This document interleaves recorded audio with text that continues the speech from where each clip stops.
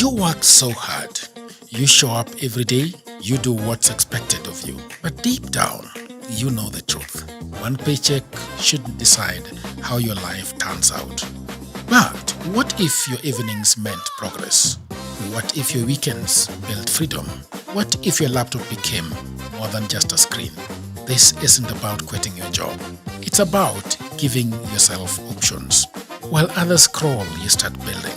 Quietly, consistently, and on your own terms. No pressure, no guessing. Just a clear system you can run after work, before work, or whenever life gives you a turn. That's what Goldmine on hustlesafrica.com is for.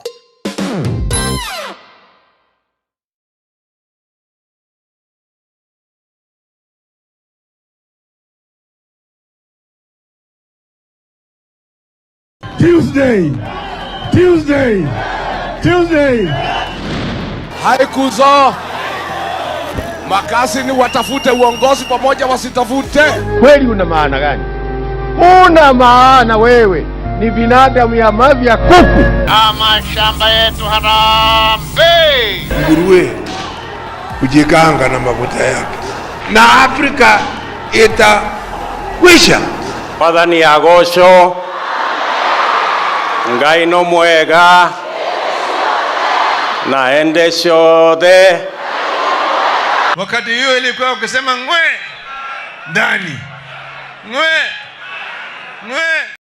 kuwida waxay dhaheen annaka mooyi Kenya nin kale noolaan maro waxay noqdeen waraabihii la tagista bartay ka rigista waa ku dhib Soomaa nimanka waraabay noqdeen waraaba waxay dhaheen Kenya annaka iskala nin kale ku noolaan maro moosa qurtaan kuma noolaanayo nimankii jalwada waxa lagu xidhay koona macaray ahaayeen. Si Duale anaongea, huyo ni Kasongo. Mimi namjua hii Kasongo, si nilikuwa na yeye. Akitaka kutukana jamii, ametukana watu ya Mlima Kenya. Ati sisi ni mafisi. Na mimi nataka niambie watu mlimani. Hao matamushi ya Duale sio ya Wasomali. Wasomali bado tukana jamii ya Mlima Kenya. Huyu ni Duale binafsi. Wewe umetuma Duale kutukana sisi, ni sawa. Wewe umetuita mafisi, ni sawa. Tumekubali. Mwaka ujao tutakula wewe, tukutafune na tukumeze. Mafisi mko? I saw a cabinet minister making, I remarked, I don't know whether to laugh or cry. In this day and age, using language I can't even repeat to describe a community, and imagery to describe a community. When we start ethnic profiling, such as I saw that cabinet minister unfortunately do, you are essentially beginning to stigmatize a community because of political decisions or because of what happened in Ol Kalou. Ukaita jamii ya Wakikuyu fisi. Wewe enda Duale wewe enda Duale. Nataka kuonya nikiwa hapa na nyuki leo. Hii jamii ambao ndio inakuweka pale Nairobi pale unaishi. Si watu wa kuchezea. Na wewe hapana tisha sisi. Kama wewe ni mwanaume, si ukamata rigiji upeleke kwa sel. Wewe kwa mwaka moja unatisha rigiji. Utatuona, tutashika wewe. Bona unangoja nini? Si unishike. Uonana na hii watu ya Mlima Kenya. Kama wewe ni mwanaume kamili, si ukuja unikamate. Mimi niko na jeshi sina. Vijana mko? Alright, hello there people of the internet. My name is Ruchegero and this is Political Critic coming to you at 7:30 from the city of glasses, Nairobi, Kenya, Nairobi County. I am in the studio with Odhiambo Tieno, looking very sharp. Good suits, good government. Yeah.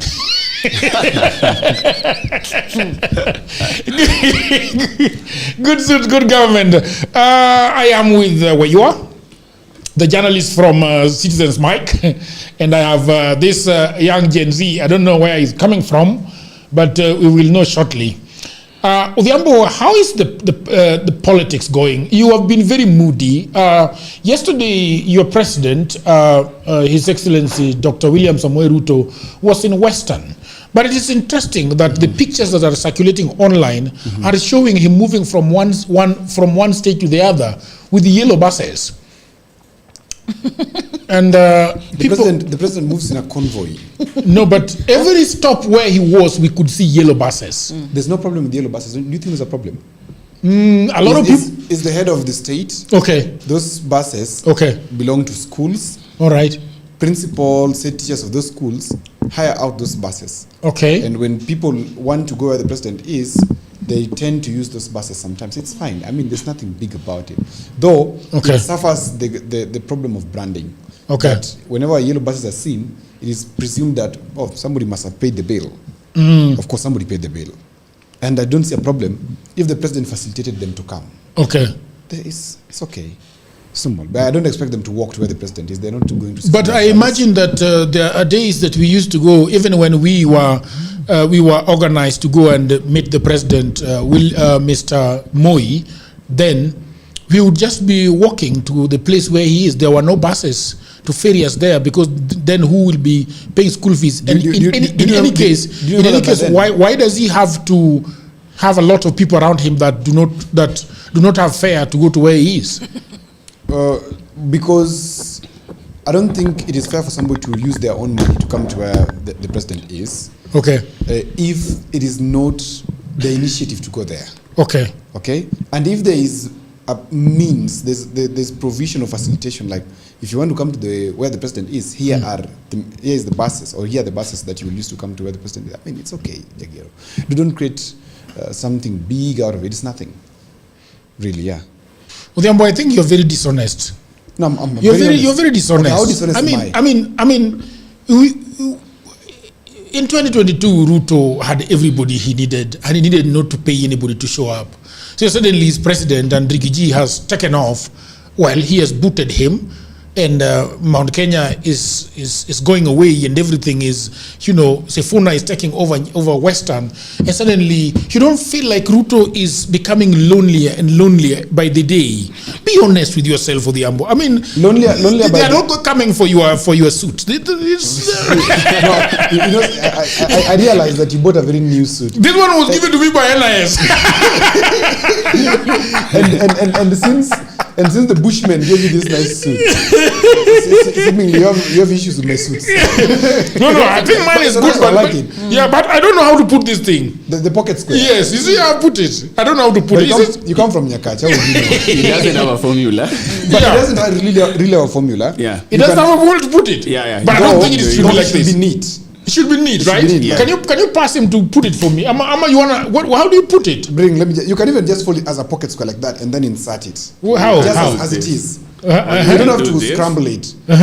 Just as and it then is. it faces something like a pyramid. Yes, could be something like that. Like this. Just insert it. And then you just really has no insert it. formula. This like this. Yes. This looks dubious. That is too small. This looks dubious. Let me show you. Yeah, give Odhiambo the man who knows where to get suits.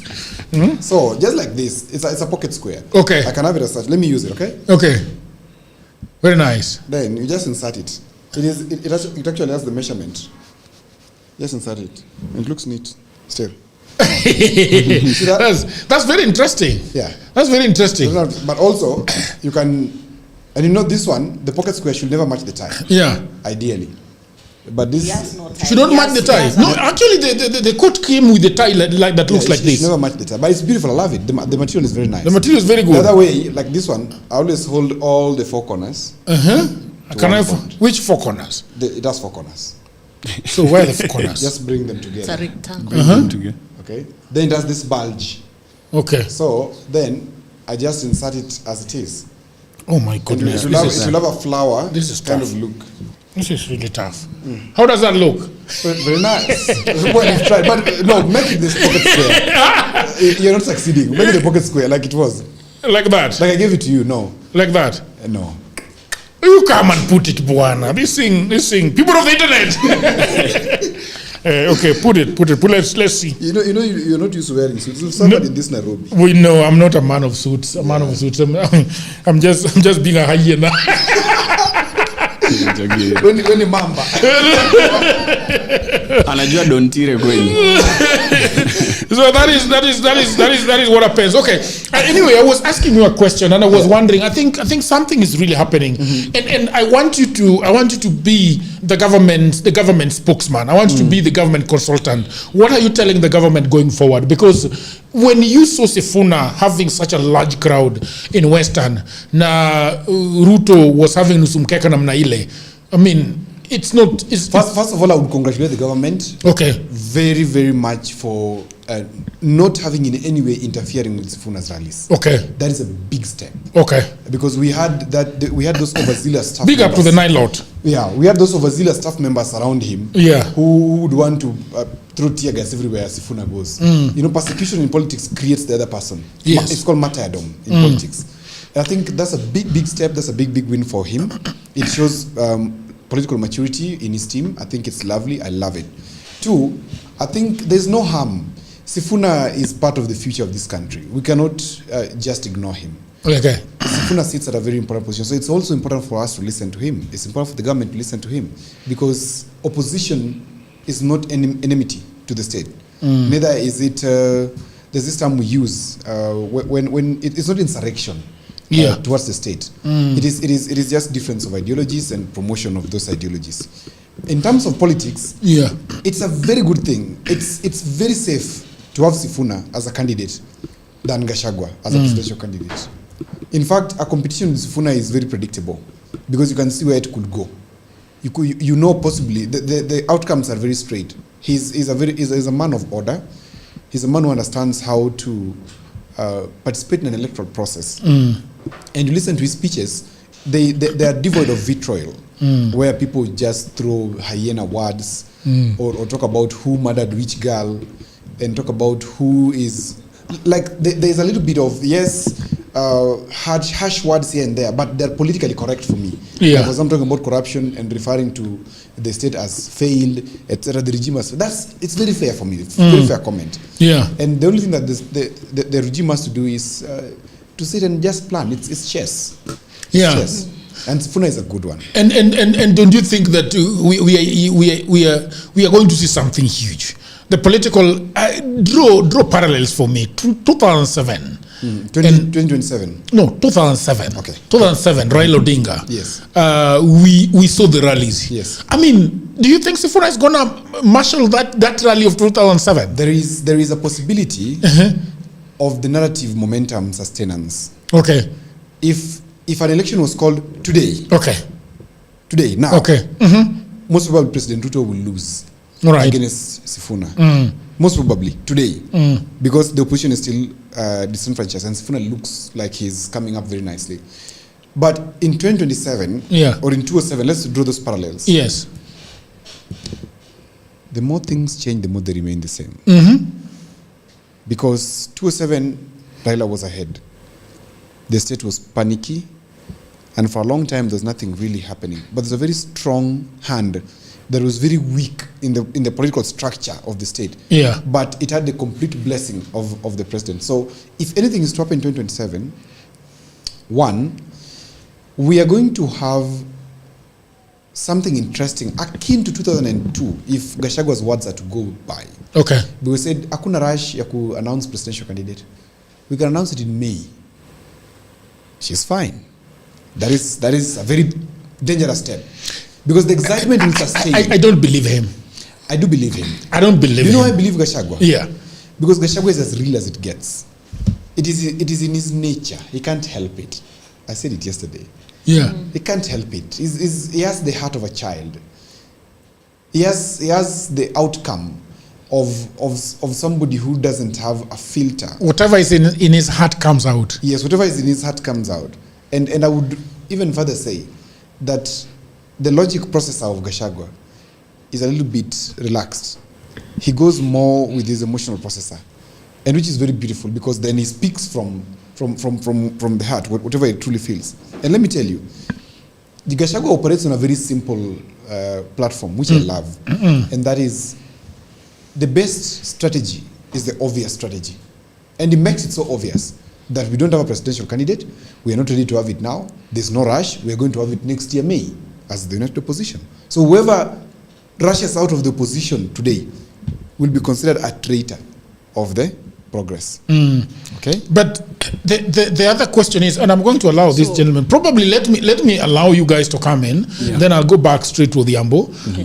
My friend, how are you doing? I'm good. What is your name? I'm Isaac Okech. Isaac Okech. Yes. Yeah, from Siaya County.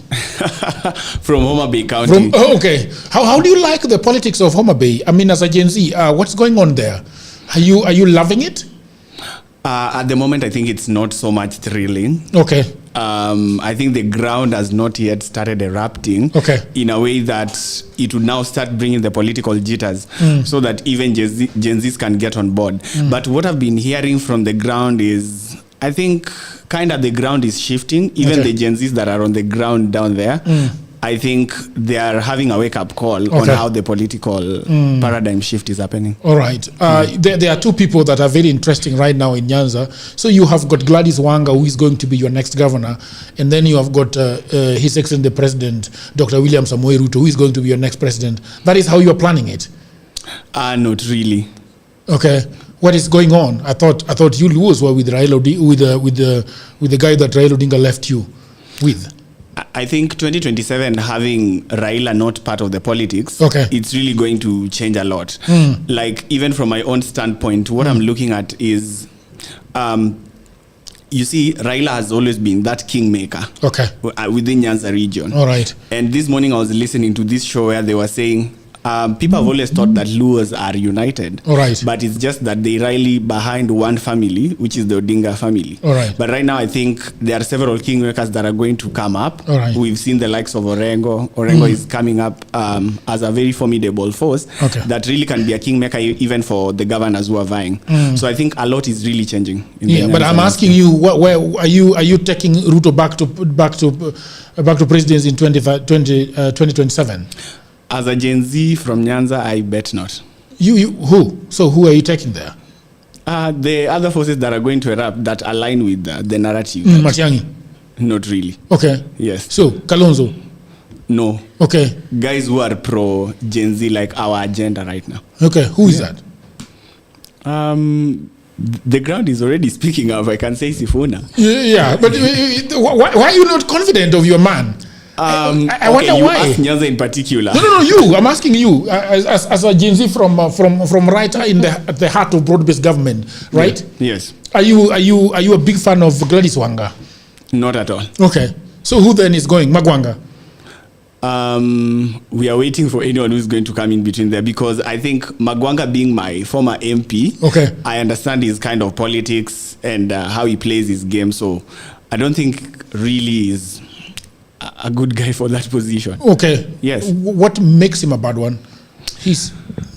I hear he built a lot of schools there and a lot of roads when he was MP. He did a lot. Yes, I come from Kasipul constituency. Yes. And during his time, I think I saw the kind of developments that he did.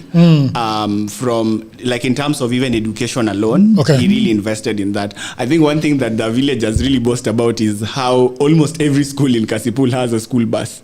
Exactly. And those were bought by Magwanga. Yes. Correct? Yes. But then now, I think it's just time we get some new energy. Not the person who gives you school buses and build you schools. No. New energy. Your politics may be on our card. All right. Yes. All right. This is interesting. So which one? Which politics? I mean, what do you want? So no, you are not interested in school buses. You are not interested in schools. What are you interested in? No, I'm just not in, from a personal point of view, and even what other Gen Zs that I've interacted with are saying, we are not interested in this kind of politics where, let's say, the octogenarians, people in that age bracket of Gen X. You just don't like the age. Not really the age. They have a style of politics where they believe the youth's time is not yet. It's still their time to eat from the political basket. But then what we are for is that, why then not include the young tax as well? Because times have changed. Okay. Then I'm gonna ask you the question differently. Yes. What do you want the young tax to do in Homa Bay? Because you don't want buses, apparently. You don't want schools, apparently. What is it that the young tax is good? Just to be young and be a governor? Not really. Okay. So just to be specific about it is, the youths already know what they want, and even times are changing in the sense that, let's say, people are jobless, right? Okay. And even if you're campaigning in the grassroots, you cannot just tell these people that, okay, so you come from Oyugis, Kabondo, areas where sweet potatoes is the major cash crop. So you guys just go to the farm, and what I'm going to give in, even as part of my political handout, is fertilizers, you know. But how about even in the grassroots levels, get to invest these opportunities that people don't have to come to Nairobi to get to look for these opportunities. So, and I feel that now the right people are the young generation who are able to understand. For example, I'm a creative. So in the digital space, why should I, as a journalist, have to come to Nairobi to get to look for creative works? Yeah. Yes. By the way, that is very interesting, because what are you going to do about this journalism thing, right? You're going to be writing those newspaper, titles at the Standard. Not really. So that's why we want. That's why we want opportunities at the grassroots level. So what you're saying is that we just don't. I mean, I'm not going to school, so I don't need the bus. don't need the school, right? But now, what is your strategy for my life as a 24-year-old going to his 30s and trying to make a family? Yes. So you are thinking that, okay, Magwanga does not know how to read email, so he can't do anything, right? No, we just feel like their time in the political arena but is already. Do you think Magwanga can read emails and reply? Yes, he can, right? He can. Okay. Yes. So he's not too. Thank you very much. I want to go to the journalist herself. What do you think? Well, Odhiambo is very dishonest, and this is my biggest problem. Yes. When Ruto is appearing with a handful of people and yellow buses, I mean, what does that tell you about the Ruto that was shaking the mountain in 2022? Well, before I chime in that, let me just respond to what the young man has said here, because I see people are saying that the young man doesn't know what he's talking about. Oh, they said that already? But what is coming out, I think it is a problem that cuts across, that is for the young people, the Gen Zs. Yes. Most of the time, they appear like they really But somebody has also said Leo Maleta real Gen Z. I mean, a lot of people are throwing him his flowers, but go ahead. Yeah, so the point is, the young people most of the time, there's something that they want, but it's like they don't know what, they can't really tell what it is. Yeah. You see, there's something they want. And this can be, you can attest to the fact that the 2024 Gen Z protest, people keep on saying that it yielded to nothing. Because afterwards, we saw what happened. Some of them were absorbed in government, others are in opposition. So what they initially stood for is not what they are currently standing for. So again, I was expecting that we shall start seeing the impact of the young people, and especially in the by-elections that we've just concluded the other day. Like, for example, in Olkalau, I had people from the ground saying that we never felt the impact of the young people. Those who are already registered as voters. Timothy Mwaura was actually one of the people that that threw his heart in the ring, and got only 51 votes. So we are left to wonder, like, when it comes to a call that people need to go and do the changes that they want, they are not coming out. All right. When it is their own who has come out and it needs their support, still we cannot see their impact. So we are left to conclude that there's something they want, but they really don't know what is this which they want. Okay. That aside, talk to me about yellow buses. Yes, the yellow buses. I see they speak a lot. Okay. And of course, we all agree that politics is about perception. Okay. Sometimes there is a leader in office who does literally nothing. Okay. They do nothing for the people. But if the people perceive that this is their leader, come what, they will vote for that person. We have a government that maybe seems to be working for the people, is working for the people. But if the people perceive that this government is not working for us, all right, there is no single day they will ever see that government is a good government. Yeah. So what I'm saying is, right now, the president has to change the perception that people are having after the Olkalau by-elections. You see the gap, the margin. My problem is that they could have wangeficha hizo buses somewhere, behind the shopping centers. But where will you hide? You cannot hide anything from the people. People will. We have the citizen journalists outside here. People are going to take photos. You will see the photos. They'll do videos. You'll see them. So there is no way they can do that. So my feeling is that, first of all, because of the shame that we saw in Olkalau, these people need to do something to try and cover that. The reason why I'm saying that perhaps they should have hidden those buses was because if you take buses somewhere without people, then you can create a story and say that, look, those were not our buses. But they're right behind you. They're right behind you as Ruto is on the top of the vehicle, and you can see. Obviously, the camera is very good and it's trying to, what is it called, bokeh effect. So you can see the yellow on the background. You don't see them properly, but you can see them there. And I was just thinking that it sounds like a very bad press, especially knowing very well that your junior who is collecting 50 bob that zimekunjana namna hii is on the other side of the river and is having a good time with lots of people. I think he could do better, and that's what I am telling Odhiambo. Yeah. So basically, this was it was something that is foreseen. Okay. That the president, of course, and his team will try to do whatever they can, of course, to create, because knowing that this young man, that is Sifuna, was just across the other side doing a political, and he knows the crowds that this young man pulls. Yeah. You understand? So they had to do whatever it is. Yeah, but to ensure that do you think it was wise of him to go to Western? Well, I think the advisors of the president, of course, they would advise him so. At least just go there, make sure that not everybody travels to the event of Sifuna, so that at least we also have some numbers. Try to divert the attention, because of course we had some people following up the activities, the events in Busia, and as well this other side. Yes. Odhiambo, be honest. Yeah. What is going on there? I mean, what is your challenge? What are you struggling with? So I help you. Yeah, my struggle at wangeficha is buses, number one. Why are you having issues with the buses? But he did not have to go to. Why are you having issues anyway, with buses? let me say, okay, let's abandon the issue of buses. Yes. I want you to abandon it. Okay, abandoned. Correct. Duly advised. Yes. All right. Now let's move. Substantive issues. Did he have to go to Western? The president.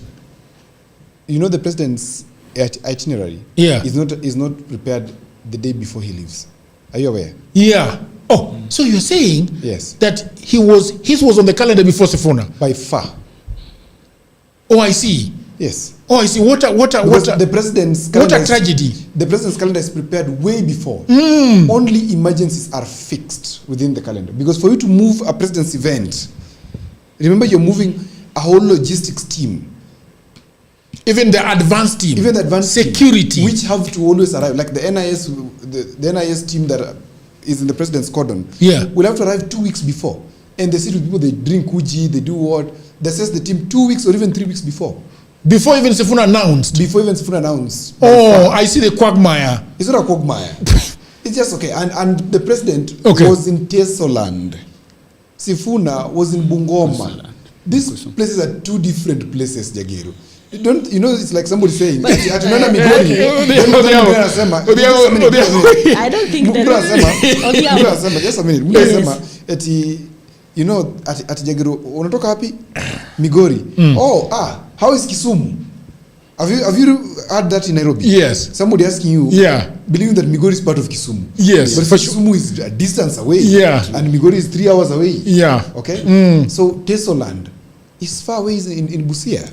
And the president was in the president was in Tesoland. Yeah. And this Sifuna guy was in Bungoma and Trans Nzoia. Though it's far apart. Yeah. But I don't think that this distance really matters in this conversation. Yes, exactly. What matters? Most of the time, what matters is the fact that it is Western.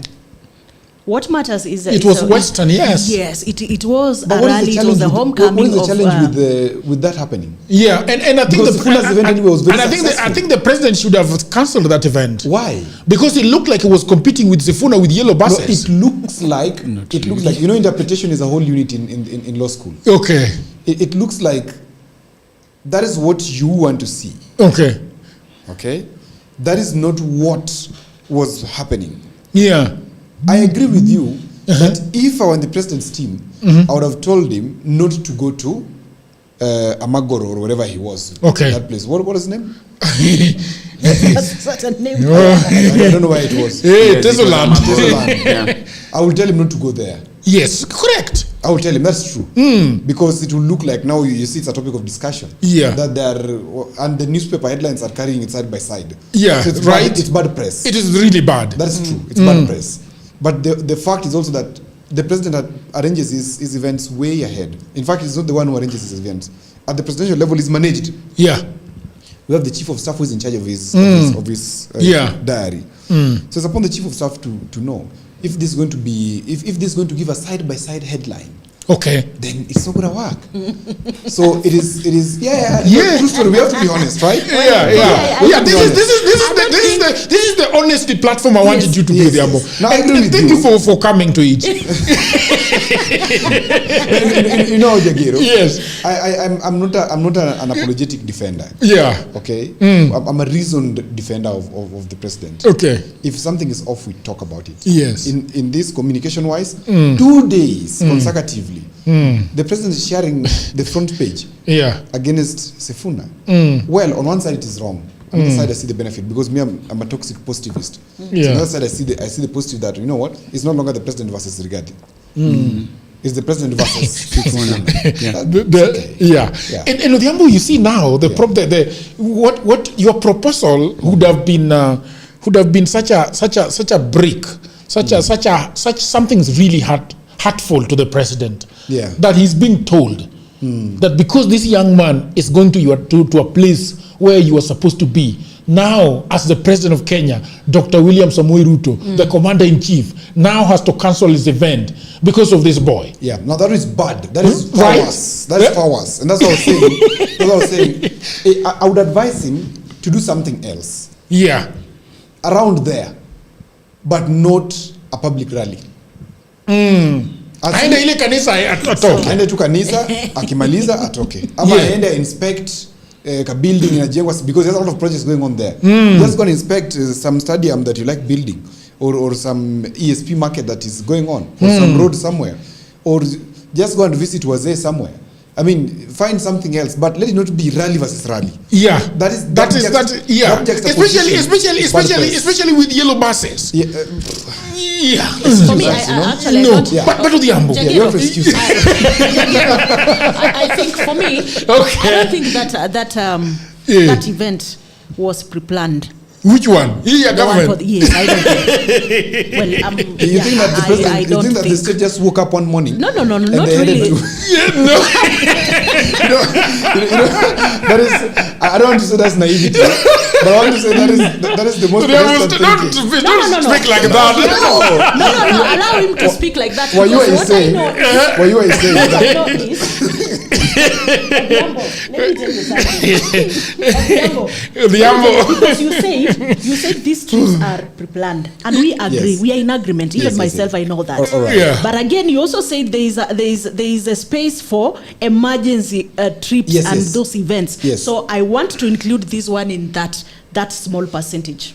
Of course. So so what would be the emergency?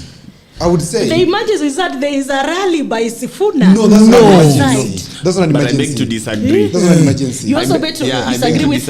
What is your disagreement? Because whatever Odhiambo was saying, that the president itinerary is planned. Yes. I think that is what it is, because even the main event was the consecration of a bishop, right?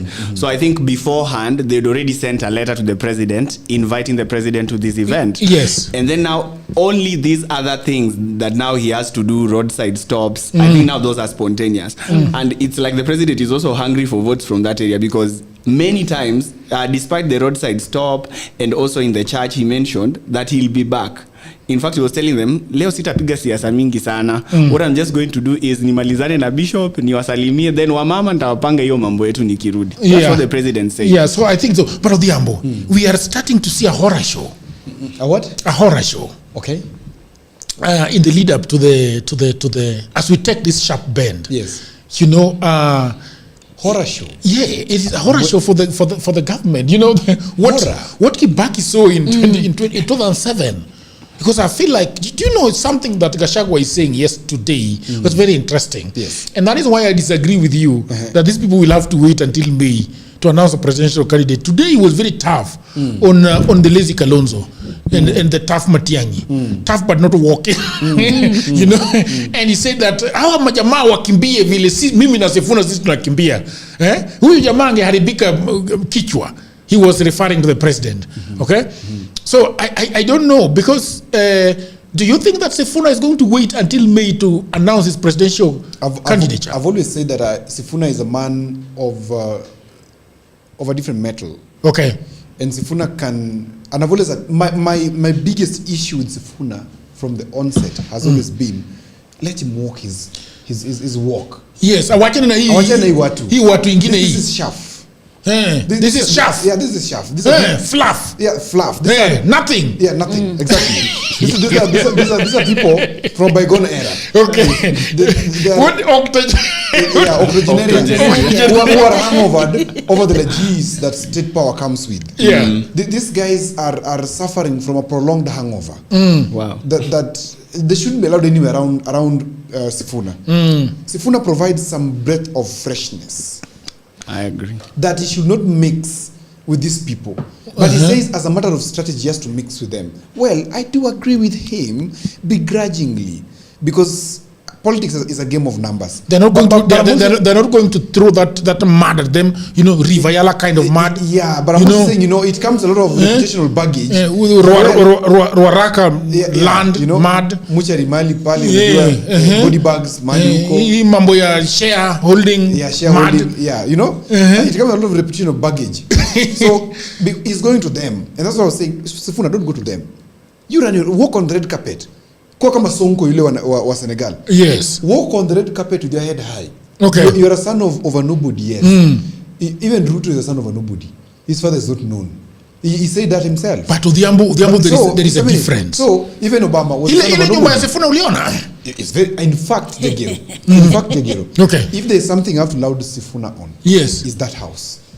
Unajua hiyo nyumba sijaona what is you know what is it about it? That house I compare with my own. What, do you have that house in the internet? Can you put it up for the internet? Let me tell you. I compare with my own. Ile nyumba Sifuna kama ni nyingi, it will cost about 3-4 million. Kama ni mingi.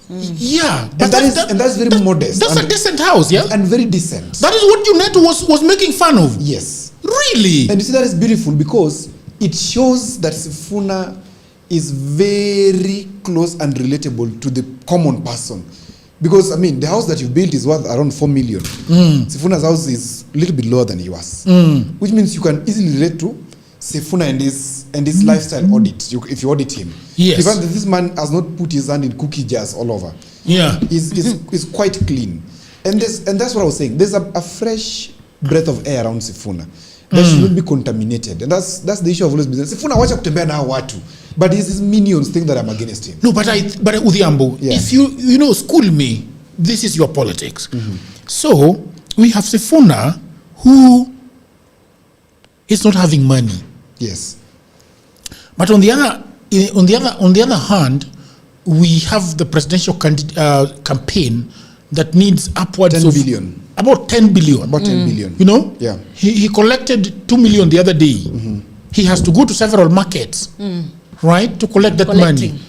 And so the idea is, you are the one who was talking about the Wuris and the Bureaus and Ambueres and the other one that is living in the wilderness, Atuoli and so on and so forth.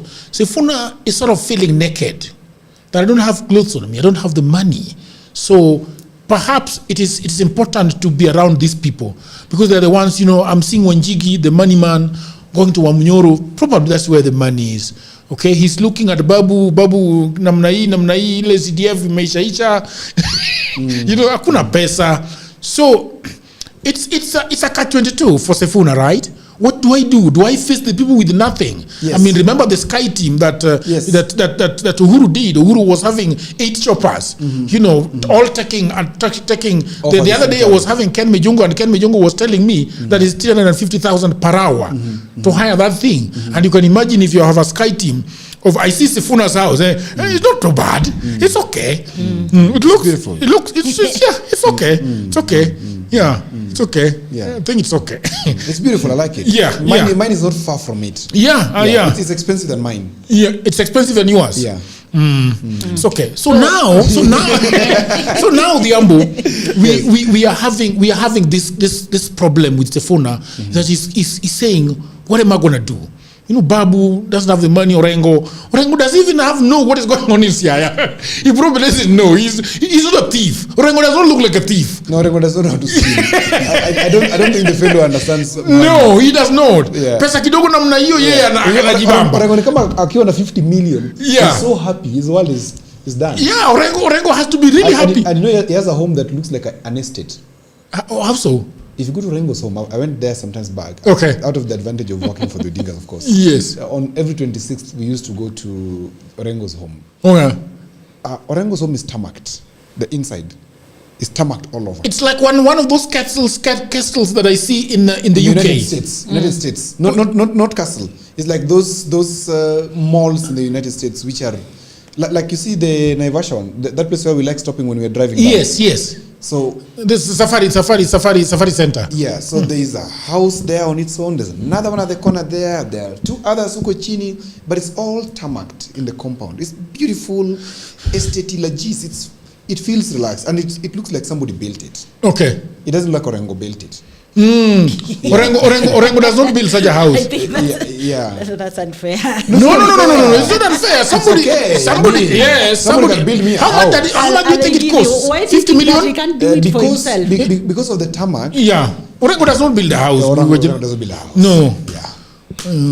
I was told his office look like a kiosk. Which one? His office where they used to be with that friend of yours. In Siaya or no, in Nairobi. Oh, I've never. Ile jamaa mwenye alikataa kulipa ile bill. Well, don't worry, we bitch a lot. Anyway, so you see Orengo, I think it gets Orengo is happy. If you look at Orengo, generally he's a very happy person. He's a very happy man. And happiness is only 2 things. Yeah. Contentment and managing your expectations. Yeah. And Orengo has understood how to operate within politics.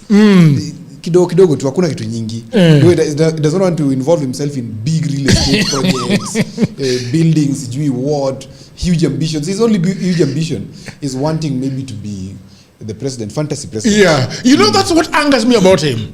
Oh, it really does? Yes, that thing makes me really angry. Why? The fact that, He's happy feeling. No, yes, and he took a responsibility that does not fit. But something interesting with Orengo? Yeah. Interestingly, he's given autonomy to his officers in Siaya, and they're working. That might be problematic. No, it's not problematic. It's good. If once you realize that you're not hands-on much, then you delegate to your people. And that's why there's serious development in Siaya. Is that? Oh, which of No. For real though, I want to tell you. Okay. I was holding a medical camp in Siaya about a month ago. Yes. And holding it on behalf of some big parastatal. Okay. And when we were there, we were talking about the renal unit was not well furnished, etc. Okay. Equipped. Within a week of us trying to discuss, the renal unit was done. He has built some level 4, level 5s. Orengo, there's something about him and development. If you go to the stadium, it's well done. There's something happening in Siaya, unlike Rasanga's time. Yeah. It's just that maybe his PR team is not as loud. Yeah. But if he had the PR team that my friend Gladys has, Orengo would be the best performing governor. Yeah. Okay, that is interesting. Maybe. But it's working, so how did you know Orengo works? Well, the Auditor General says something else. What does the Auditor General say? But let's you say. No. I know you hate Orengo. No. Yeah. I think. I have nothing against him. I think Orengo is he's a happy man. What you said about Orengo is apt. Yeah. Orengo is a man that wants to move. You know, we are going. We are making things. Yeah, let's be busy. What is? Let's move. Did you see his walk with Raburu? It was the funniest walk. To where they were going to take the plane. Was it called the helicopter? Oh, it was looking nice. Yes, it looks very youthful. I think Orengo had just had a very beautiful breakfast. I can't talk about what happened the night before, but all I can say. Your language good. This guy wants to talk. You people have gone to Nyanza and we are here in Nairobi. Actually, people are asking, they are saying we are quiet. You're still bantering. The story to you. We are celebrating. Most of the time, we are celebrating Sifuna and Orengo. But most of the time, Jagero, I've had people from Orengo's county complain, saying that he's doing nothing. I don't know. I've never been there, so I'm just saying the people are forced. I've had people say that he's doing nothing there. I don't know. Just like for example, for my friend in Kakamega, Baraza. Yeah. People are saying Governor Baraza is doing nothing. He's doing nothing. He's doing nothing. You know, if you go to the ground, but most of the times I'm there, I see this fellow has done the road. This fellow has done the bridges. This fellow has brought water to people's homes. The only challenge, this fellow is not doing those grand projects like Oparanya, who used to steal big money. What did Oparanya build? Now listen to how Oparanya fooled Kakamega people. No. Oparanya builds level 6, takes about 10 billion and puts in level 6 hospital. Okay. He knows so well that level 6 is not within the purview of the county government. Yeah. So you're building for the national government, whereas the money for devolution should go to the people. So build small like level 3s in all the sub-counties. There are 12. Instead of taking 10 billion to build one. He defrauded people of Kakamega because that thing stalled. And now, when Barasa came in, he said, oh, you know what, let's take this thing and you know, pay Serikal, Maliza, this level 6. Okay. Stadium. How much money is that he used to build a stadium? Can you imagine if he did what Governor Barasa has done now, which is take the big money, instead of building one big thing, build the bridges, build the toilets, repair the markets, finish the small hospitals, take water to people's homes. Something that is functional for everybody. Everybody gets something. The challenge with people, as you're saying, is this. Even now, people are saying Ruto is doing nothing. But surely, even the blind are hearing, there's Atalanta Stadium somewhere. Even the blind are hearing, there's a Rironi Summit somewhere, road being constructed. Even the blind are hearing, there's some program ya kujenga manyumba. So, election deniers are just equal to development deniers. Like somebody wants to say, ati koti ya Jagiro si mzuri, ama ikoti yako si mzuri. It's just an opinion. So Diambo, let's go back to let's go back to Sifuna then. If Sifuna decides that, look, we are not going to pick any billion from anybody, we are going to drain the swamp, he faces a challenge, because then how is he going to go around campaigning to the point where he's going to ride into State House as his own man with the people behind him? Because that's a challenge I am seeing. There are shadowy characters that usually propel people to that stardom, and he's going to say they are going to torpedo his rise, one way or the other. So he must stop being a fundamentalist. Okay. Fundamentalism is not good for politics. Do not? Fundamentalism is not good for politics. You can't be a fundamentalist and you want to rise to power. When you want to rise to power, you must be fluid. It's amongst the laws of 48 laws of power. Where fluidity means that he can go to Gatundu at night and collect a pallet. Yeah, he can go to Gatundu at night and drink uji. Okay. Or just watch them drink uji and also just contribute. Yeah. Because where money is made, you don't ask questions. Okay. Okay. If you want to be rich, don't ask questions where money is made. You just go there silent. But Odhiambo, let me ask you, what makes you think that he's not fluid? Okay, Jagir is the one who was asking me a question.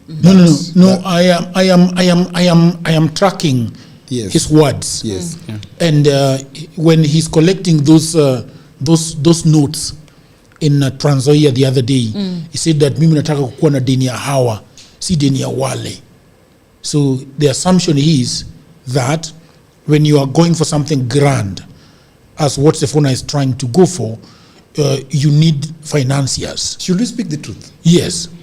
Can we be frank? Yes. Yes. And do the math. Yeah, go ahead. Yes. So that we see where this thing goes. Yes. How much is it to hire a caravan? What's a caravan? Caravan are the planes which are not they're not the Embraer. Oh, the ones where people dance. Yeah, Zile za Airtel. The truck. No, not that one. Sasa hata nyinyi mbuza mko mnajua. A whole convoy. No, caravan ni ndege ndogo. Oh, okay. Hii Academy Jungu. Hii Academy Jungu is 300,000 per day per hour. Yeah, that one fixed wing. Yes, fixed wing. The fixed wing caravan. How much is it? It's 350 per hour. Per hour, yes. The free wing, which is a chopper, is about 180, 200, depending on which one you're taking. Okay, up to when things go higher, it really gets expensive. So let's look at Sifuna's calculation. I want us to be frank with each other. Okay. Yes. So that we don't pontificate. To hire a caravan is 350 to wherever you're going, airstrips, right? When you arrive at the airstrip, you need a car to take you somewhere. So let's say his car moves from here to Huko. Ama somebody donates because he's a big man, so people can donate. All right?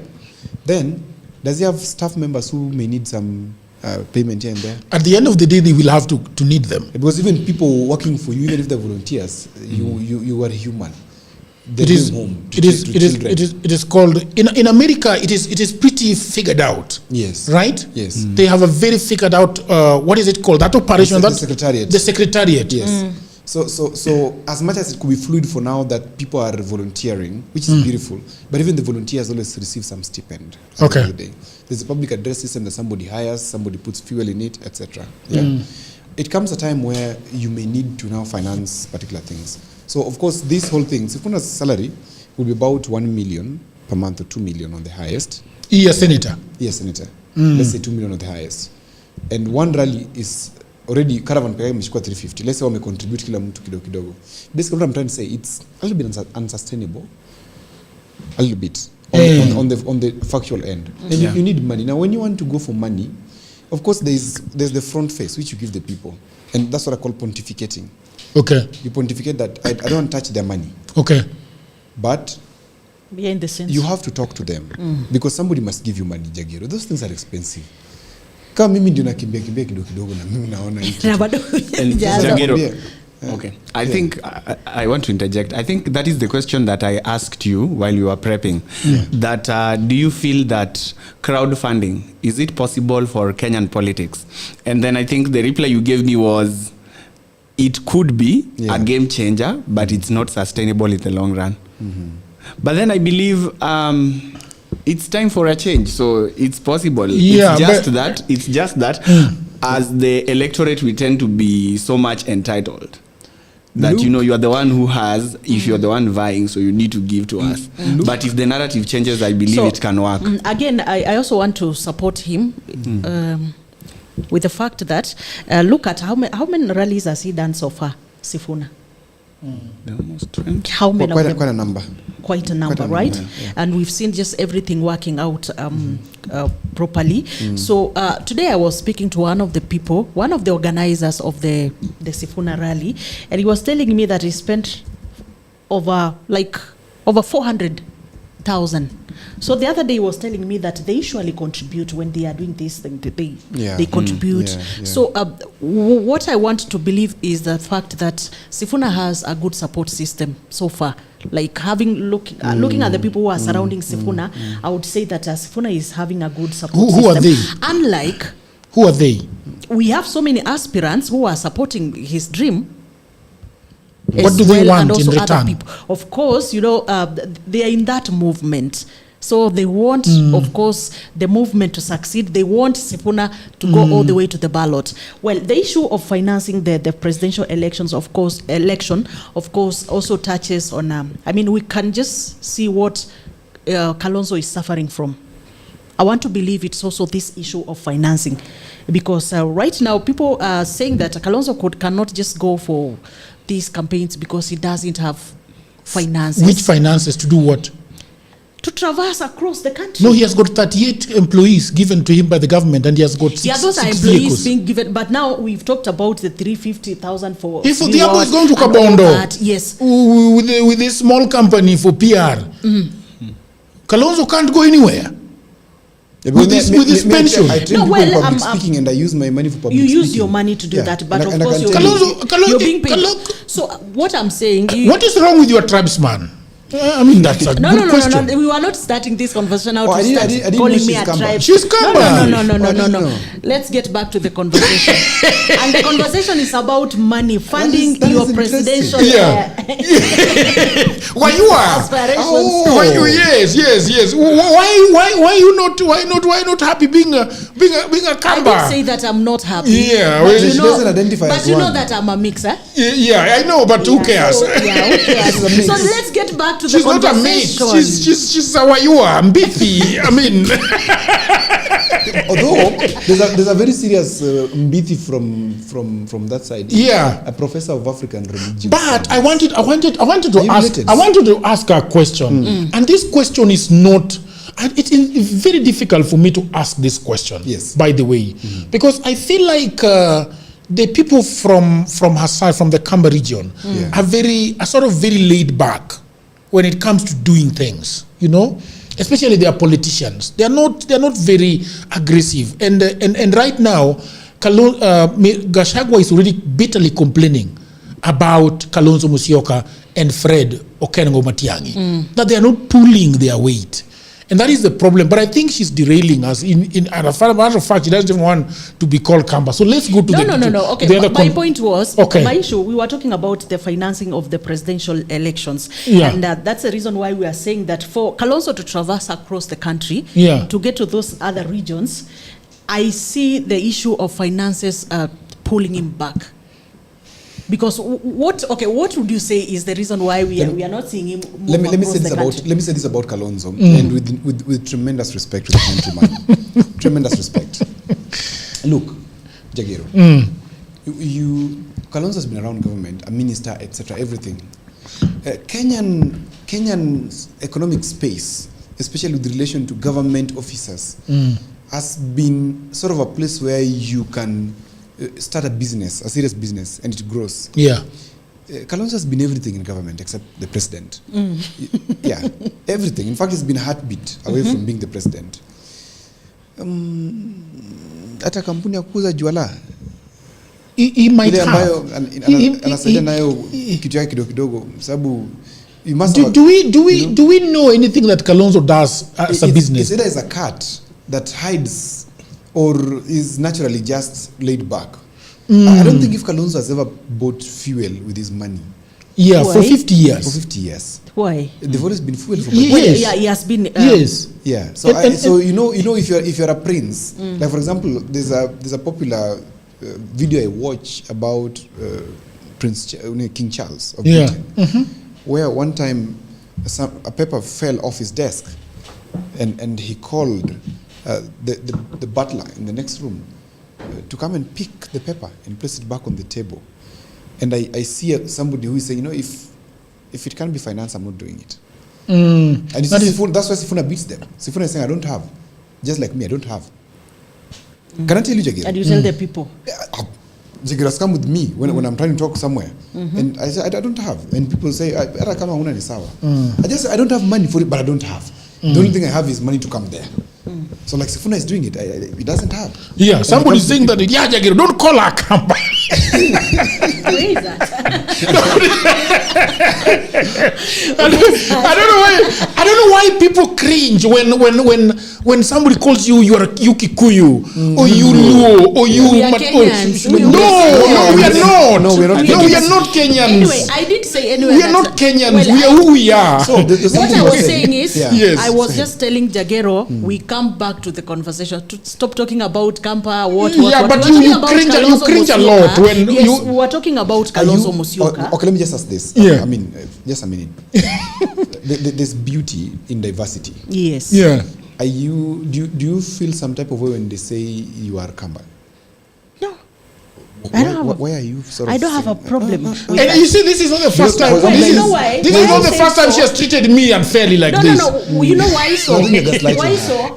The way Tadero puts it, you know why I wanted to cut him short? Because the way he wants to put it, now you're telling me you are tribesman. It is Kalonzo, for God's sake. That is not it's a me. king's person. And you see, even that language, Yes. people feel it's negative. No, it's The not. language of your tribesman, people always feel that It's is not. also negative. Like But Oburu depends is on like how you that. put it. Yeah, I think people always feel like the moment you pull the tribal card, it's like you want to put them in a certain kind of, let me say, a box. Yeah. But from the people from the lakeside, I think we are proud to embrace our tribe. Odhiambo here is a bully. Odhiambo, in fact, I was telling Odhiambo, last year we were in Rwanda with him. Yeah. And Odhiambo just decides to speak the Luo in the entire conference room. Yeah, I'm not speaking Luo. Which is cool. Which is good because Yeah. Rwandese, the Banyarwanda, I don't know if that's, I want to call them Banyarwanda. Banyarwanda, yes. Yeah. Yes. They came there with those big drums and they were shocking me. Yeah. And they're not singing English. Yeah. They were singing in their language. Exactly. Yes. And me started speaking Luo. Yeah. And I found so many people speaking Luo. Yeah. And then people were complaining in the conference. Yeah. In fact, the MC told you that Yeah. you've built a small A Kisumu small in the Kisumu. room. But that is which is good. good. Yeah. Which is we made a presence there. Yeah. In Which fact, is they knew that there are some Luos who are here. Yeah. It's beautiful. Just own your tribe. Me, I'm not ashamed. That's why I use my name Odhiambo Utieno. Yeah. I don't go to those funny names. Yeah. Okay. Jagero, I think Okay, from my Odhiambo. point is that at the end of the day, in as much as we want to sound a united nation, Yeah. I think our tribe still belong to us. It's just a matter of identity, not really to make you feel some type of way like we are dividing you. But at the end of the day, we have to identify from somewhere. You see, for example, in countries abroad, for example, places like the US, they don't have tribes, yes, but there are sorts of ethnicity that they subscribe to. Yeah. For example, when you read Barack Obama's book, is like, you Which have one? to go. The one that he wrote before he won. Or the senatorship. Yes. Or Dreams of My Father. Yes. And then Obama is like, they had to go talk to the indigenous people, they had to talk to the whites, because at the end of the day, there is somewhere everyone has come from. Yeah. So it's very Yeah, me, I think it is really good. Like you can imagine if Mount Kenya was a country, beautiful. Yeah, or Luoland. I mean, we should have. What would be the name of our country? The Luo country. What would it be called? The Nile Republic. What? The Luo country will have to cover some parts of Tanzania. No, wajana na hiyo watu. No, Luo, that's too much politics. Rudi Kenya, because we have the Shirati. Yes. Who speak very good Luo here down At the border. At the border here. And wanaenda mpaka Musoma. Yeah. And it's even rumored that Nyerere is a Luo, Yeah. And then It as well be. yeah, I mean, and you go to Uganda, I think it will be called, but it will be war throughout. It will be called the Darfur. It will be called Darfur. Yeah, Nilots are not very good managers of a country. No, Nilots.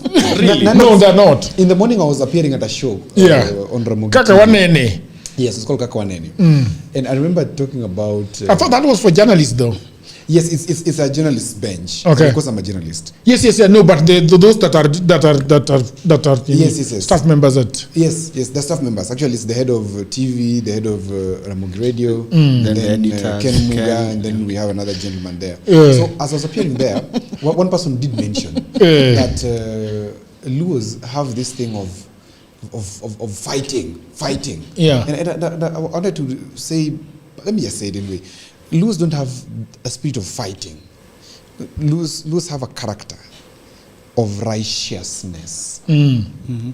It's their character that something needs to be done right.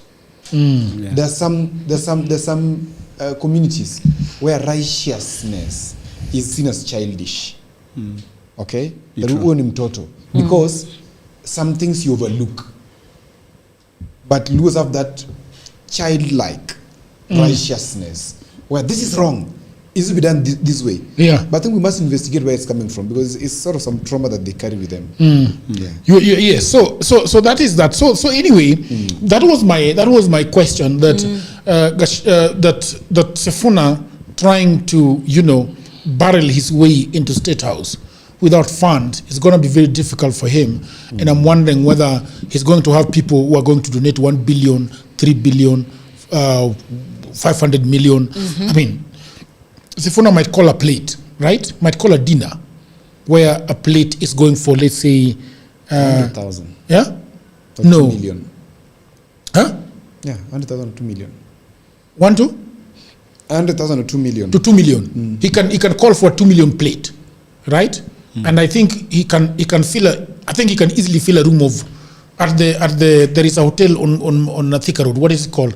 The Safari Park. The Safari Park. He can do 1,500. 1,500, giving him each 1 million. Oh. Right? He can't? In this country? He can't. I don't know. Tough. Because 1,500 people who just is- have 2 million to spare. 1,500 people. And I think also that is the same thing that Kalonzo did the other day. No. Remember, he organized some dinner or something. People did not You believe remember? him. Yes, not believable. You see that people did not believe No, him. they did not And believe people him. attend- They did not people believe that attended. he's going to use the money to campaign. And so they okay. didn't give him. Oh, the problem is now Kalonzo believing whether is- he'll use the money for. Yeah, what has he done with the 60 million he collected? Okay. By the way. What has he done with it? Good. Since he collected that money, it's not gone anywhere. He's buying a little bit of meat and giving to his German Shepherd dogs. feeding them with 60 million. He's got big ass dogs. Have you seen them, Odhiambo? Have you seen Kalonzo's dogs? Okay. Have you seen Kalonzo's dogs? Yes, dog. I don't know. Have you seen them? No. No. Have you seen them? I've not. I've seen them on media, yes. Yes, that's what I'm saying. Oh, yes. He's got dogs the size of this table. No, but come on. Don't be obnoxious.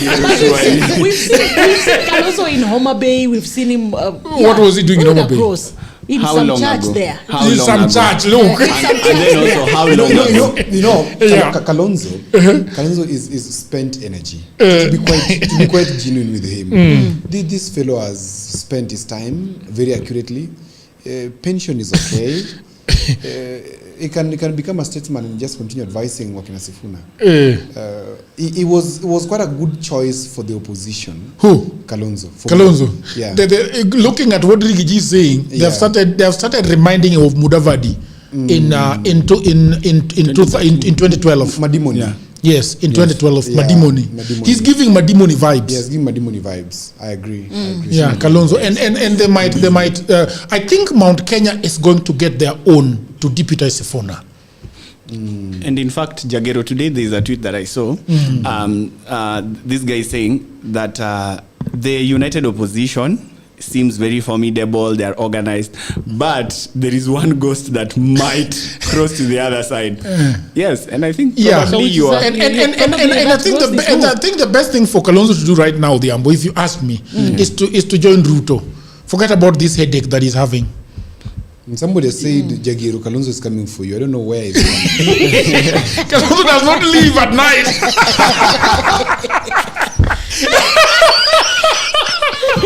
And there's also another guy who say,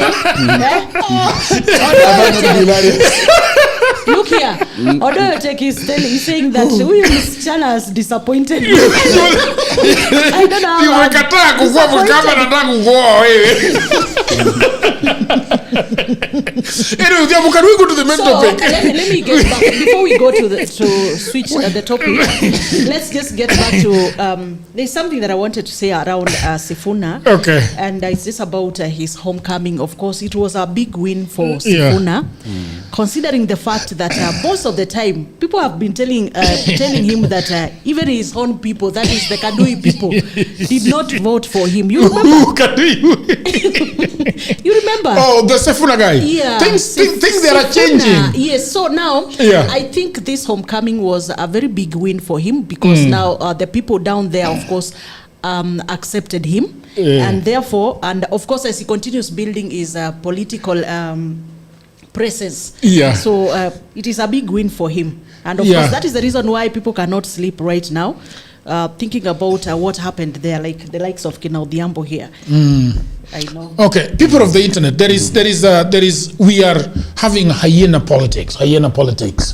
you know, and the issue is that we are going to be speaking about the issue of tribalism and what has been going on. So Adhiambo, I think we need to go to the Sifuna, the what is it called, the Aden Duale issue.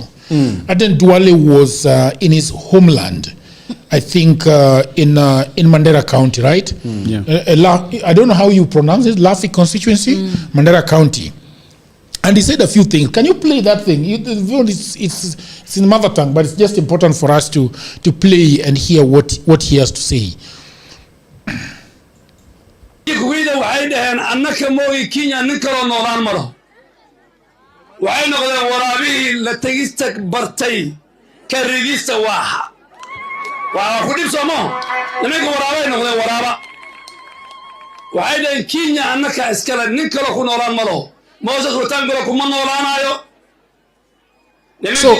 So what the guy said was that the literal translation of the Ambo is that a hyena that has gotten used to running off with the prey is hard to force to drop it, right? You know, a hyena that is having meat between his teeth.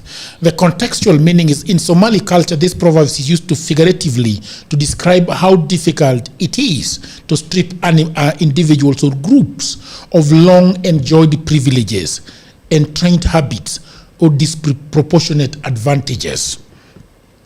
Old habits die hard. All right?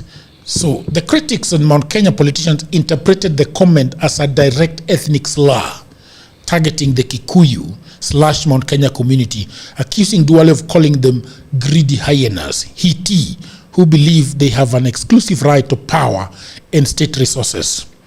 Duale has denied and refused to apologize. There is him saying that I will not apologize. You have that video? Yeah.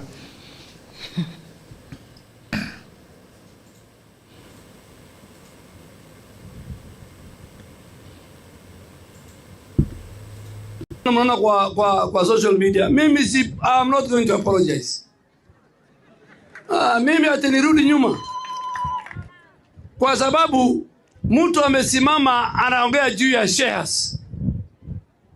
Hakuna hate speech mbaya kushinda mtu akisema wewe una shares kwa hii serikali huwezi kupata kazi. Okay. So those are the issues. Now, we have Rigathi Gachagua in Kericho, February 2023. This government is a company that has shares. There are owners who have the majority of shares and those with just a few, while others do not have any. You have invested in this government and you must reap. You sowed, tilled, put manure and irrigated, and now it is time to reap. Elections have significance. It is prudent, fair, and logical to reward its supporters with government appointments. Okay? So this was flagged by a lot of people that said that Gachagua of balkanizing the country along tribal lines, openly reducing national citizenship to an ethnic voting bloc. You know. So then we have Gachagua again talking about Wasome Kwao. You remember the Wasome Kwao issue? Yeah. Right? And then just okay, there's nothing wrong with it. Yes, Wasome Kwao. So those are things that people are talking about. Yeah. So Gachagua, Mount Kenya is saying that that Duale has called them a hyena. Do you believe it? Is it has he called them the hyenas? Yeah, of course he was outrightly referring to the mountain. Yeah. Yes. Okay. But then I think such sentiments coming from a leader of his caliber, like he's one of the cabinet, it really places the nation at a very bad place. Okay. Because at the end of the day, you know, there is the moral obligation people expect from you to show a good example. So when you start pinpointing people here and then using derogatory statements, I think it doesn't sit well. Yeah. Because he's not a village elder somewhere. He's the CS of health. Okay. Where you are? You wanted me to say Tricia. Okay, yeah. No. I'm okay with where you are is good. I've never refused to call me where you are, by the way. So I think for this issue, yeah, because when we look at he used Tay if we translate, Tei, and of course he was talking about the Kikuyu. But then now, my issue is the fact that, first of all, before Gachagua came out to tell us about the issue of shares, that there was a deal that went wrong. Isn't that what he said? Yes. There was a deal that went wrong. So the first thing that people need to understand is the fact that, and it is the truth, the bitter truth, that people, I mean, these leaders, they operate on the issue of interest.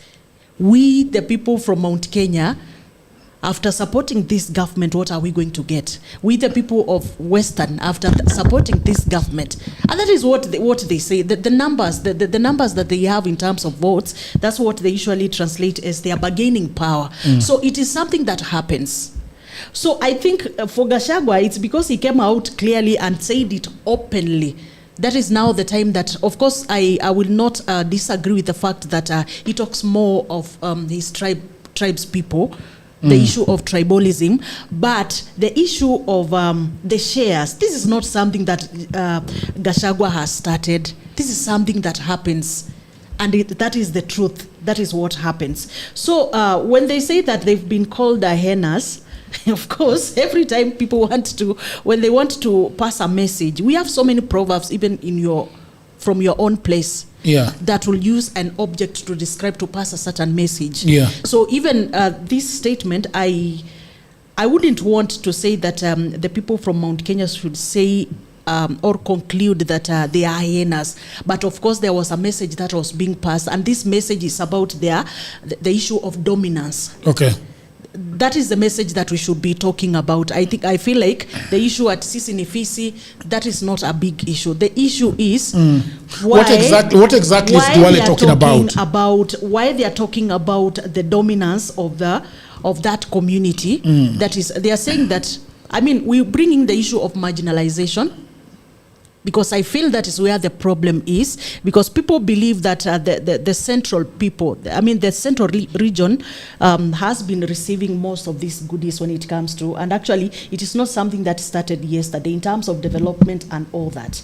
But we have devolution that came to sort out this whole mess, this whole issue. So this is a conversation that people just need to talk about it, and we put a full stop to it. The issue of that these people have been dominating, because we are talking about how many presidents from the central?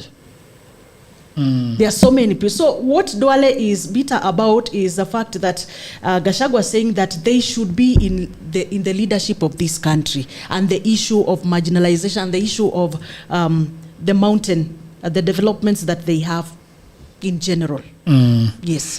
Odhiambo, this is a bigger issue. The bigger issue here is that, and what do you think? What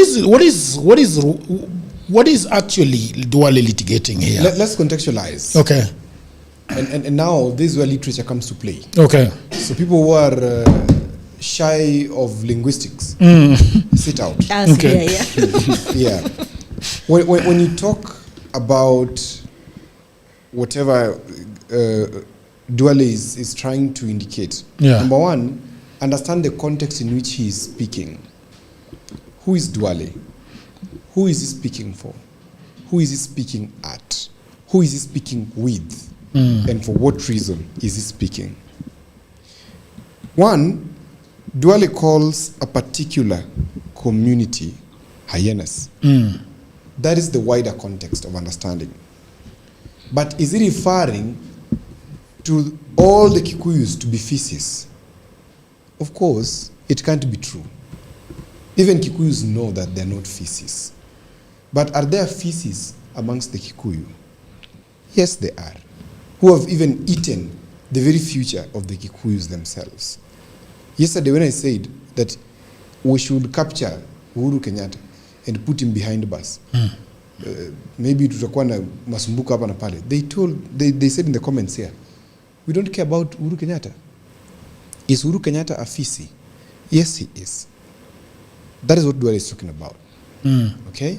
People who think, because Kikuyus are suffering in this city, we can't behave like we don't know that they are the downtrodden who live in Mukuru kwa Njenga, the downtrodden who live in Githurai, the downtrodden who live all across the Wametapaka. gashie, etc. Those ones cannot be feces. But we have feces in Kikuyu land.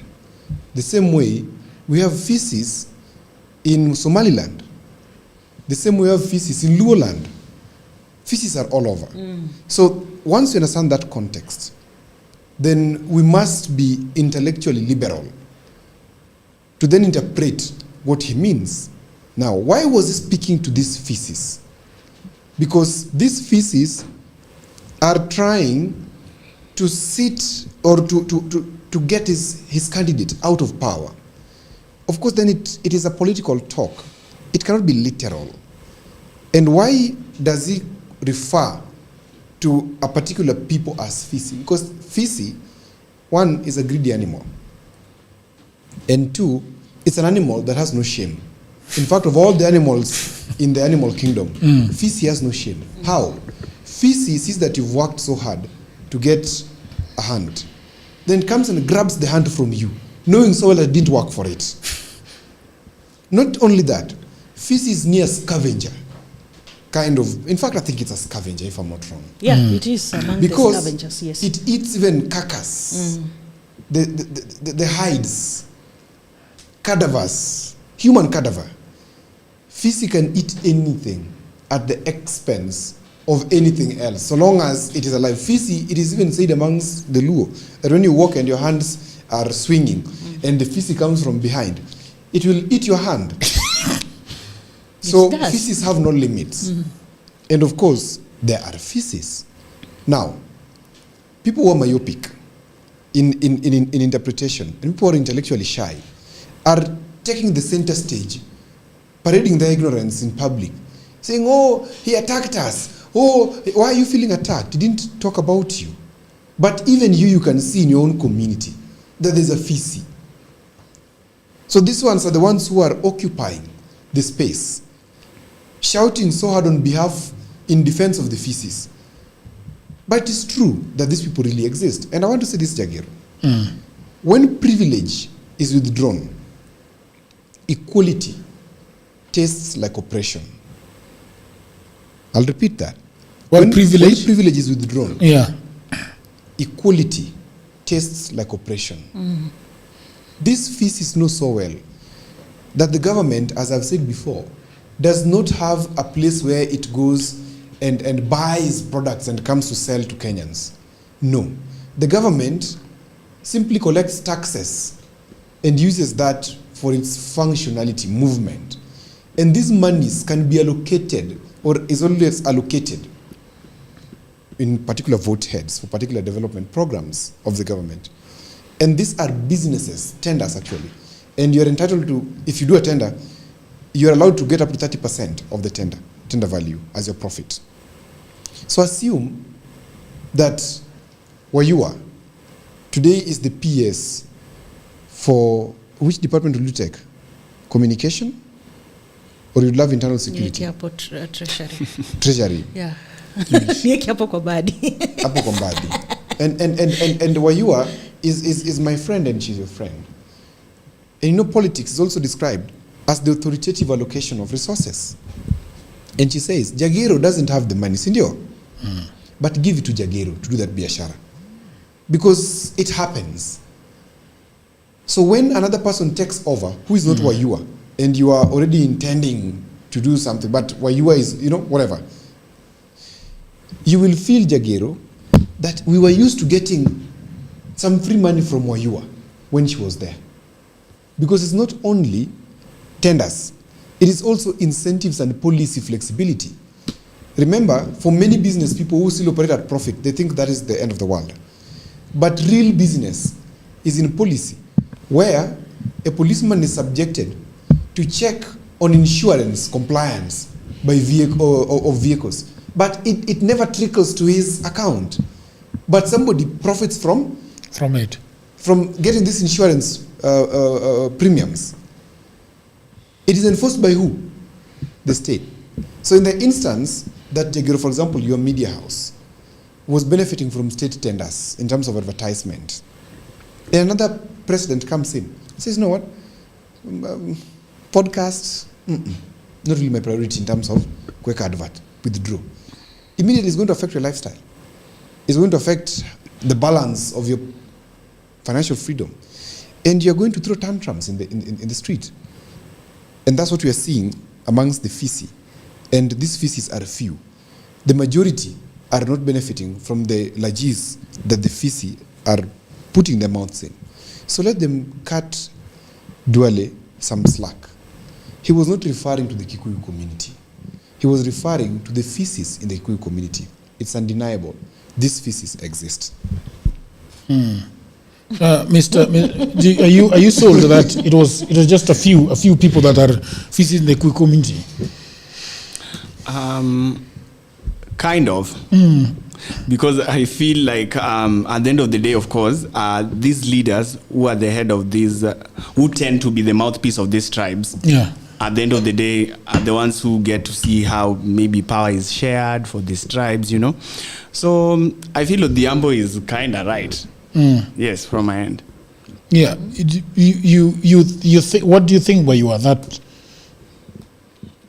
Well, for me, I said the whole issue here is because of that one seat, the presidential seat, and this fight is just between Rigathi Gachagua and Duale, because of the fact that the Rigathi Gachagua and his people have really been trying to push for that seat.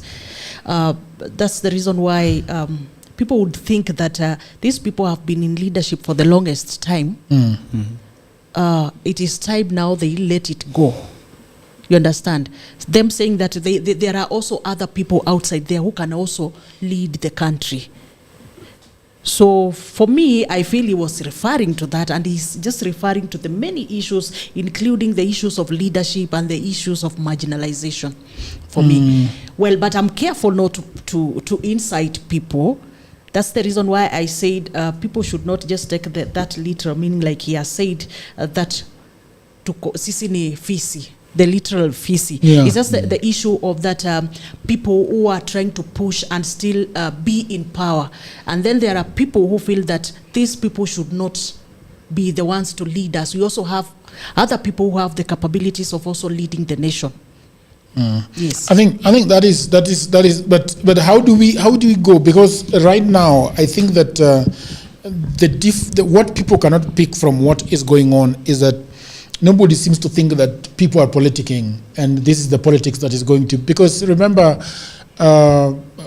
Ruto got about 147,000 votes from Somali community in the last election. Very small figures. And now Ruto, I think right now the voter, it is going to be a voter-rich region in 2027. I think it is going to be about more than 1.7 million votes. And I don't think there is no Somali person that I met that is not pledging their allegiance to the President of the Republic of Kenya right now. So I think those are the things that are going on right now. It's the issue, even when in Luhyanza right now, when leaders are speaking, they're saying that wale jamaa wamekula sana, wacha sisi sasa tukule kina Odhiambo. What is that feeling like? The feeling is you agree with these people that there is a lot of resources that have been going to Mount Kenya. The other day, Gachagua said that he's supporting 1 vote, 1 shilling, meaning that he's talking about the population. If you are 3 million people in a constituency, then should be getting more than the rest of the people, maybe. Well, that is right. Yeah. That resources should follow population, if you ask me. How about marginalization? Of course, marginalization should also be observed. Like, for example, today you're aware that there's a whole special focus on that side of the world. Like, for example, Jagiru. I was in Maralal the other day. I've said this before. Yeah. And I saw the county government, the most notable thing that was done there's the building of the governor's office and the county assembly. I asked where the hospital was. I saw a caricature of a building there. But they have resources deployed to them in its billions. I expected to see something more meaningful going on. The resources that go there, but it really matters who sits at the top and what is the vision for the county. I've said before, most of these counties don't have visions. They don't know where they're going. So we were just receiving money and tapping it out. So this is actually devolved corruption to some extent for some counties. Like there's a governor, I don't know if you can remember, of Samburu, who was even arrested and charged. He took too much money and he even opened petrol stations all over, Shell stations to start, doing that thing so that the money could enter the system. And so many more people do that. Okay? But I do agree with that thinking of 1 shilling, 1 man, 1 vote. I do agree with it for this reason. Kisumu Central, for example, it's a very small area, but it has about 1 million people living in that space. Okay? Nyakach, where you come from, there is a ward, which I think is the biggest ward in Kenya. It's called North Nyakach Ward. Yeah, it should be a constituency in its own. Because it starts in Katito, somewhere around there, and it extends to the border of... from Ahero. From Rai. From Rai, yes. And it goes up to Cherwa, the border of Lango and Luo. Of Kalenjin and Luo. It is too huge. Yeah, that's huge. But the people who live there are not very many, as compared to people who live in Kisumu Central. So if, for example, you say equitable share, and so I'm going to give North Nyakach Ward 200 million, the same I'm giving Kisumu Central 200 million. You're not being fair. North Nyakach Ward does not need 200 million. Give them what is proportionate that will serve the people there. Give Kisumu Central more money.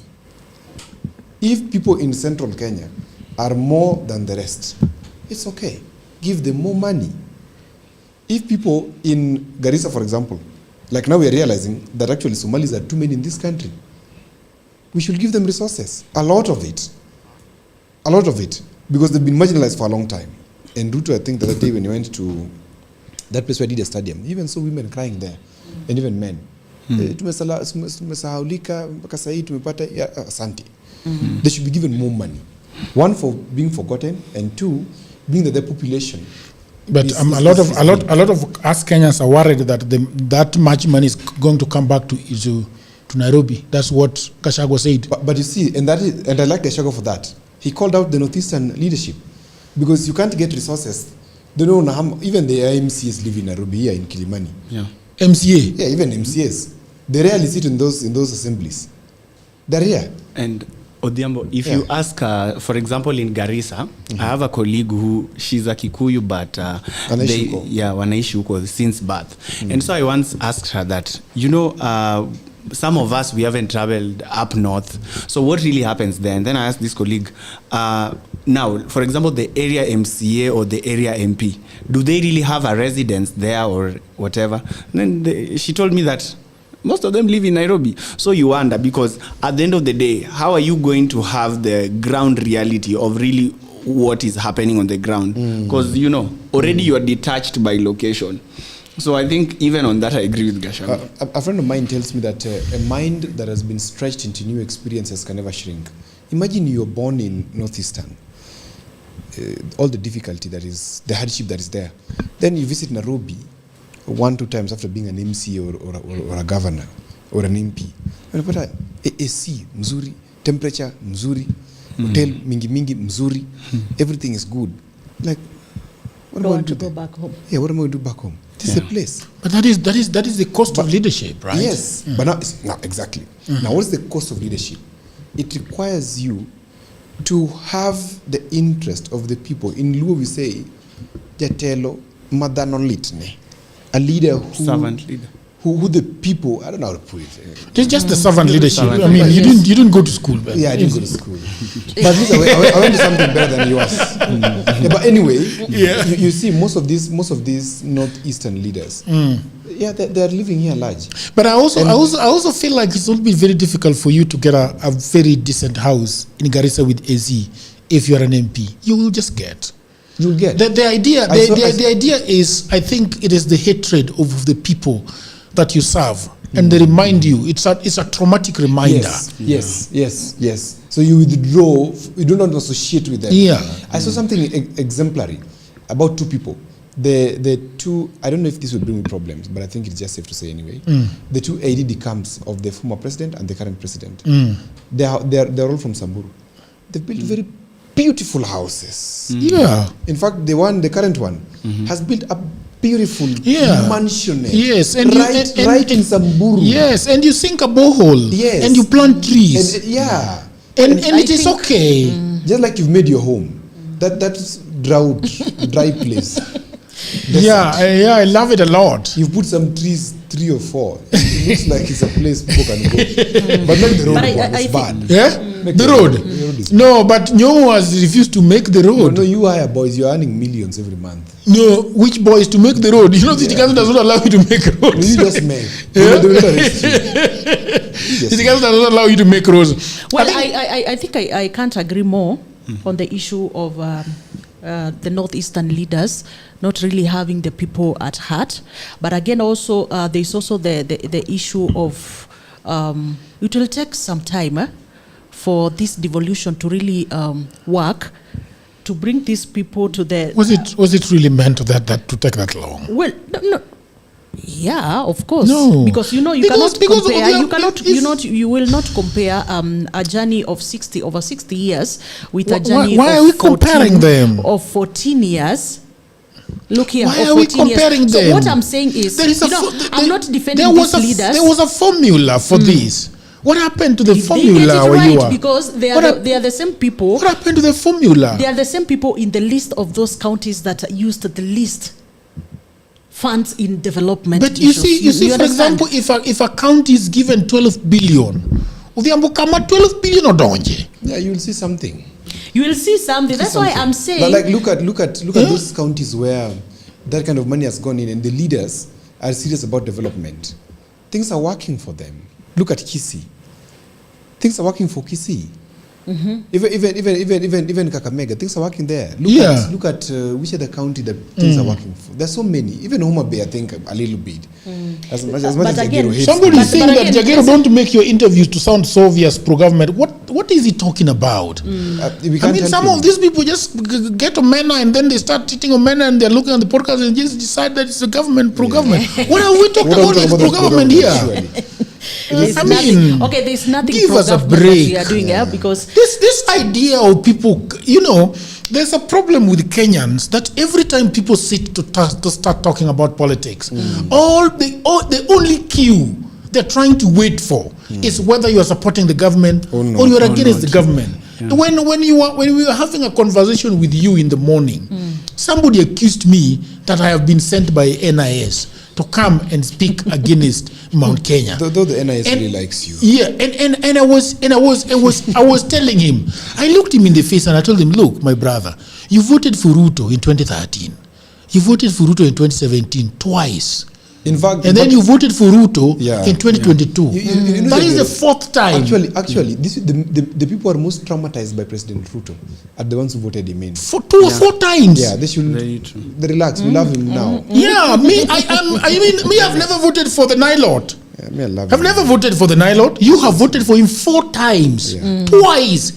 In 3 months. Like it was not a creche. It was not a creche. Ruto was not born in 2012. Yeah. He was not born in 2017. He was not born in 2022. You knew the guy. So give me a break. Don't say that I am supporting Ruto all the time. Yeah, no. But what is the problem if you're supporting Ruto? I am not. No, but why are you not supporting him? Because I can't figure him out. I've not figured Ruto out. You're scratching your head. Do you know that? No, yes. It's a headache. Ruto is a headache for me, by the way. In verbal communication, that's not a headache. No, that Nilot is a headache. You see, I'm figuring him out, and one of these days I will figure him out and know what is really going on with him. But I think I have figured. Let me just ask you, if you were to choose today your president, who will it be amongst the candidates? Among the candidates, none of them inspire me. But if a gun is on your head, you have to choose. If a gun is on my head, I will probably, teeter towards the Priambo guy. Sifuna guy. Sifuna guy. He you can't see his tomorrow, but you can only hope for his tomorrow. My problem is Sifuna's tomorrow. Because everybody else, I have to look at their yesterday, which is easy. Yes. It is easy to see yesterday. Somebody's yesterday. Because if I look at the DO, or the Duke of Wamunyoro. Yes. Mo is the deals yesterday is pretty stark. Mo is on Sion. Yeah. If you look at Matiagi, oh my God, it is yesterday is there. Like it's daylight. You can see it. Yeah. If you look at Ruto has his yesterday. If you look at Maraga, you can also hope for tomorrow. It's only as tomorrow. Maraga only has tomorrow. A little bit of yesterday. No, there is no yesterday for Maraga. Maraga's yesterday is beautiful. No, well, I don't. Service. No, it is not politics. It's not politics. Yes. Yeah, it's not politics. Yeah, it's not politics. It's prudence in public service. Yeah, but it's not politics. Politics is a completely different game. So and then you look at Wajua's guy Kalonzo. I mean, whom she has disowned. His past is German Shepard. Most Kalonzo people come here always disown Kalonzo. Yes, that is interesting. Most of Kalonzo's people that come here, they disown Kalonzo. Kalonzo doesn't know how to keep people. The people who like him, he doesn't see them until when they leave. Yeah. Oh, you like me? Oh, come. Yeah. So if a gun is put to my head, I'll probably go to the guy with the guy whose house looks like mine. Without a pass. You see that strong brand. Yeah. You see, people should excuse us about this thing being a government podcast. Yeah. So that is not true. And Joachim is a sworn government enemy. Yeah. But he's always here. Completely. Adrian has been camping here for 1 week, hitting Ruto with a ton of bricks every time he opens his mouth. So people should. So my problem with Kenyans is that right now everybody is trying to look for a cue. Yeah. The other day I went for an event and they asked me about some few things, and I don't know how that thing ended up in the government hand, and they were very happy with it. Wanaweka kila mahali. Even Alai put on his status. I'm like, Alai, when did you start putting me on your status, dude? They said you've been taken by the intelligence service. By the intelligence service? Yeah. No, the intelligence service walitukimbiza na wewe.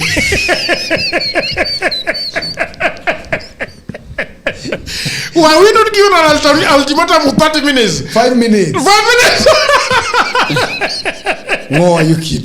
No. I've never been under so much pressure.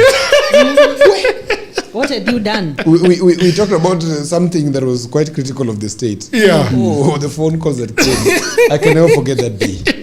And therefore, from all the top people that I see as my security in this world. Yeah. Wow. Yes. These people, they don't just call me. If you see their phone, you're like, oh, you can even pick the call when standing. Hey, toa.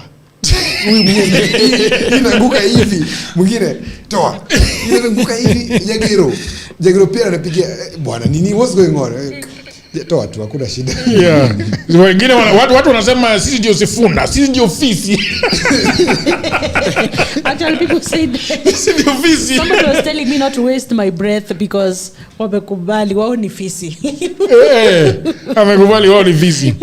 No, the branding is good. So it's been a beautiful podcast. We can definitely I don't know whether we do we have a phone? We don't have a phone. But anyway, what happened to our phone? I don't know what happened to our phone. It no longer works. I think Jagero, I had something as a rebuttal to what Jagero was saying. What Odhiambo was saying about governance and the leadership when it comes to political leadership, of course. I think from my end is that I think most of our leaders, more so when it comes to the gubernatorial duties, they're just full of PR than actual groundwork. Because you see a place like Homa Bay County, there are so many controversies because why would a governor's first duties in office is to change the county slogan? Are you aware that the county slogan was changed? For which county? What was it before? It was the county of choice. And now it is what? Now it is time, and then now it's the county of endless potential. County of endless? Home of endless potential. Yeah, I think that's better. What's wrong with that? I think that's better. No, we can people of the internet, we can pick a few calls. You can call us on the line. And I could be wrong, but we are speaking from what I saw was to finish Awiti's projects, which she started. That's the first priority she did. Yeah. Finish the stadium, finish the markets, finish the hospitals which were left halfway or somewhere. I think that's something beautiful.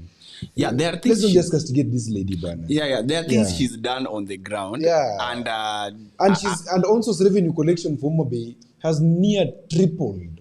She's now collecting 1.7 billion. Now it used to collect 400 million. And ana declare thoroughly. Ebu muulize anafanya nayo nini? Nani? Hizo pesa na collect. But that money goes for development and running of the county. Which development? Okay, Jagiru. The other time I invited you to go with me to Homa Bay, you shied off. But I was afraid of goons. What goons? Odhiambo, you came with me to Kabondo. Who beat you? Yeah, Kabondo is a bit. He's on the... Yeah, I mean, okay, Odhiambo, so the point that I was bringing was, yes, there are some... Kabondo, you karibu na langu. Give the lady a break. Man. Yeah, you give the lady a break. Yeah, give the lady a break. I am not the one. Yeah. I gave you an opportunity to talk about it. You did not. You shied away. Yeah, that's your problem. Yeah. Wangari, so do you know Homa Bay used to be a laughing stock? Where that governor used to be that white guy. But how about the town right now? Look at the town right now. It's full of opinion. It's beautiful. Full of opinion. Homa Bay town.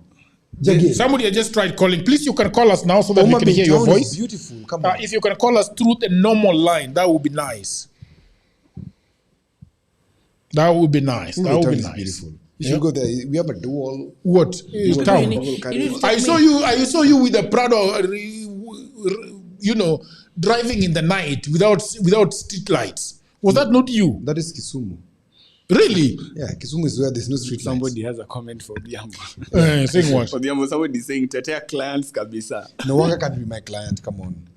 Wanga has one of the best PR teams. I don't think if I can belong to that team. Hello? Hello. Yes, good evening, people of the internet. How are you doing? What's your name and where are you calling us from? This is Andrew. Your name is Andrew? Yes. Where are you calling us from, my brother? I'm currently in Kajiado. Okay. But I vote in Kisumu County. I vote in Kisumu County. Where? Where exactly? Kisumu County. What is your constituency? Moroni constituency, Miwani ward. Oh, very good. Nyasuna is going. I'm mapema. Me, I'm a Koyo guy. Oh, what has Koyo done for you guys there?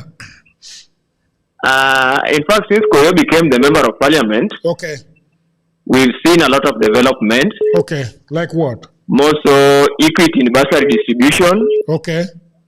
Then he has also uplifted the face of the primary and secondary schools. Mm. And even currently is doing roads that were meant for county government. Okay.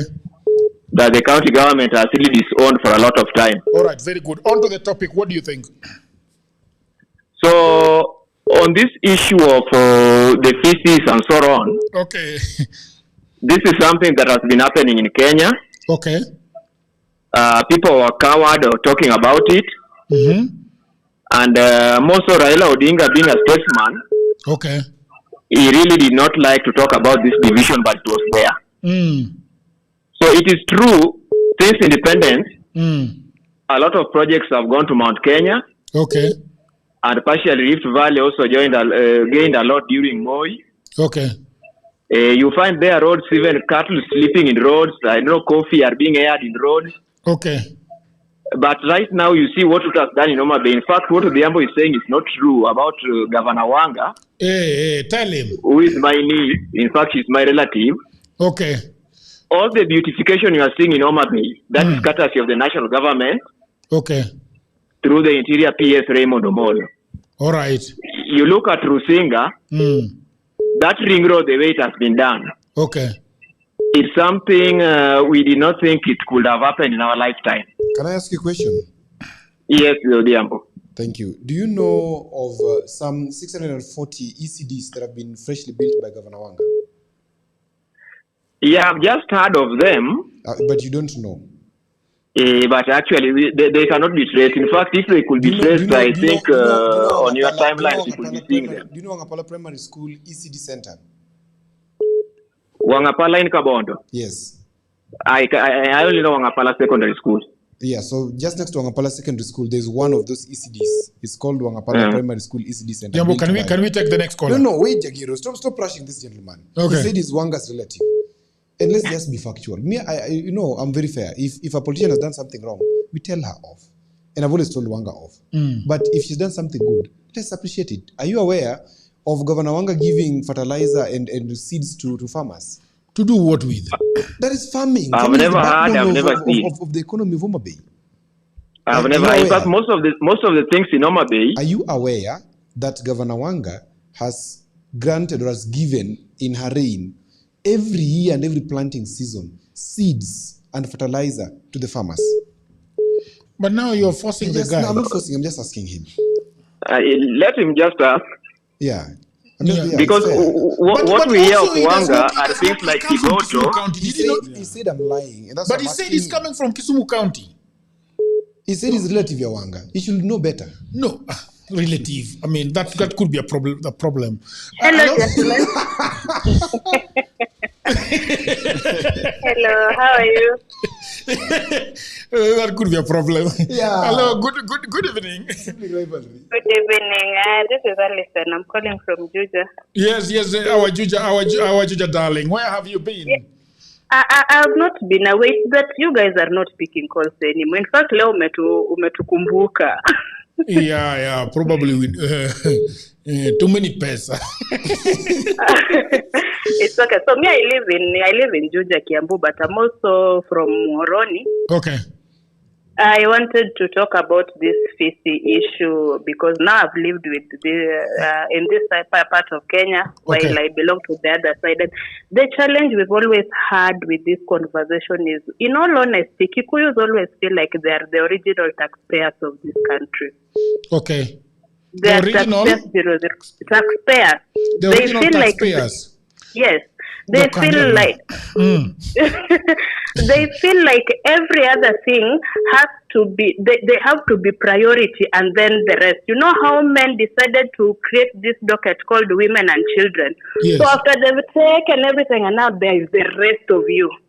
Okay. That is why even when Duale is bringing up this conversation, it's just the way Odhiambo has explained it. He's not attacking the Kikuyus. And the only reason these feces have been hiding within the Kikuyus is because it is the Kikuyus themselves protecting the feces. Okay. Yes, because it's like you are when you attack our person, you attack us, which are two different things. So on this one, I'm never on Duale's side. Kwanza kumtetea ni ngumu, but he was not wrong. Kikuyus are not the original taxpayers, and we will tell them over and over until they realize we are not fighting them. We are saying the truth. But now the question is, when you say, who is the Kikuyu that you're referring to? Because Odhiambo was very specific that the Kikuyus live in Githurai 45, the Kikuyus live in Gashie, the Kikuyus living on the slopes of Mount Kenya have no problem and do not carry with them this kind of attitude. But you know, the DO from Munyoro is doing that, and a few others. Do you think that this is the entire people, the people of Kikuyu? Am I just these people that claim that they're the ones that are in charge of Kikuyu? Even when you read the comments, I'm watching on TV and reading the comments. When such an issue is brought, we know exactly, and Odhiambo has always mentioned one of them being Uhuru Kenyatta and his family, whom we know. But it is these people, the Githurai people and so on, are the ones who are more agitated. In fact, you won't hear any spokesperson or anyone from the Kenyattas responding to Duale. It is the people in Githurai. They are here in the comment section. They are feeling attacked when they don't have any stake or anything on the real estate of the Kenyattas. They have been defending their own oppressors. All right, thank you very much. Yes. All right, hello? Hello. Yes, brother. Umepiga sana. Pole. What's your name and where are you calling us from? My name is Joseph. Okay. I'm calling from Kakamega. You're calling from Kakamega? Yes, I'm coming from Kakamega, where Sifuna comes from. Kakamega comes from Sifuna? Sifuna comes from Kakamega? Yes, Sifuna studied in Kakamega. Oh, but he comes from the other side, brother. Just say you are your fellow tribesmen. What is hii story yako ya Kakamega hii? Ni sawa. Ni sawa. Anyways, what do you, by the way, can I ask you about Sifuna? Yes, ask me. What do you think about him, especially given that he has not been the only big wig that is that seems to be supporting him is Tawe or Natembea, if you like, but the rest of them would have had Wetangula and Duale and the rest of them are not cozy towards him. Sifuna is okay. Yeah. Sifuna is bringing the fresh breath that you said. Okay. Is bringing I don't know how to say it, but when you see Sifuna, you see something else. You don't just see the normal politicians, the normal people who knows how corruption works, just the normal people. Okay. Odhiambo. He's saying that he's coming from Kakamega, the governor is doing what and what. We have been here. We are in Kakamega. I'm in Kakamega, myself in Maraba. I don't know where Odhiambo comes in Kakamega. I don't know. Maybe if he tells us. What? He has not, the Baraza has not done anything, eh? Nothing. You No, sure? the Baraza need for propaganda, speeches, PR, nothing. If you ask him exactly what has he done, nothing. Can I ask you a question? Atakwambia tu sijui waliacha deni, waliacha nini. Can I ask you a question? Yes. You, the people of Kakamega County, what did you want Baraza to do for you? We wanted Baraza to complete Oparanya's project. Ile ya 10 billion. Hatutaki kujua bei. You know, excuse me. I don't mean to be disrespectful to this gentleman. But yes. He can't say that he wanted Barasa to finish Oparanya's development or whatever. And that is exactly what Barasa has done. And he's saying Barasa has done nothing. You are aware right now that the level 6 hospital, which should have been devolved by way of creating very many more hospitals at the sub-county level and the ward level, Governor Barasa is the one who ensured it was handed over to the national government for completion. 2, you are aware that the Kakamega Bukungu Stadium has been completed under Governor Barasa. What are you talking about, gentlemen?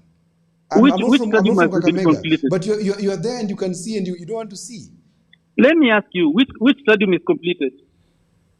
Oh, have you gone to Bukungu?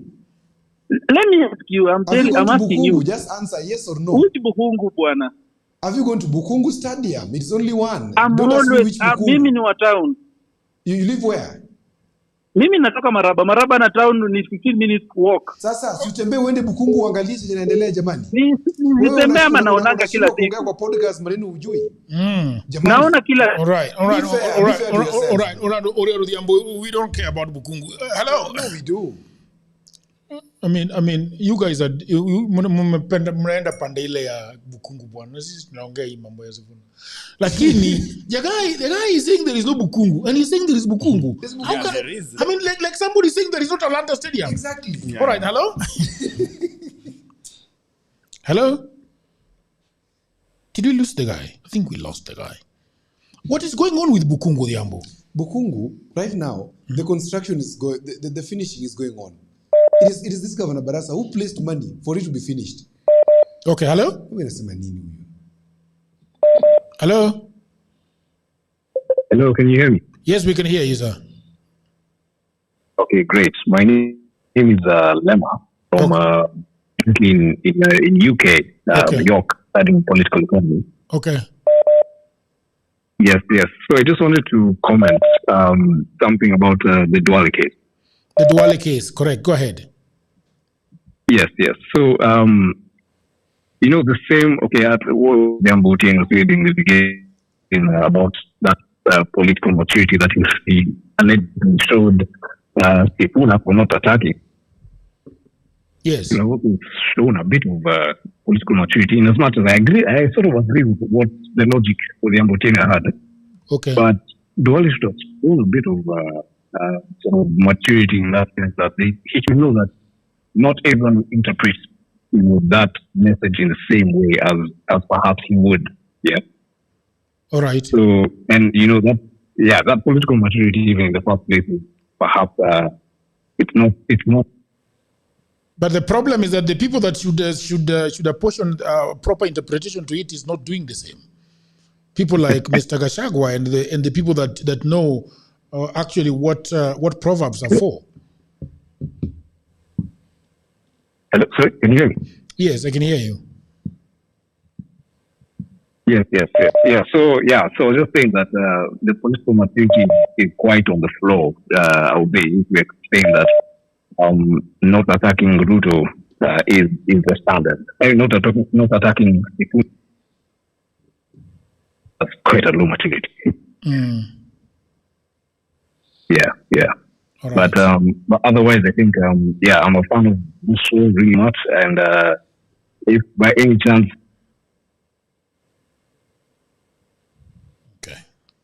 That's fine. Thank you very much for calling. We love your.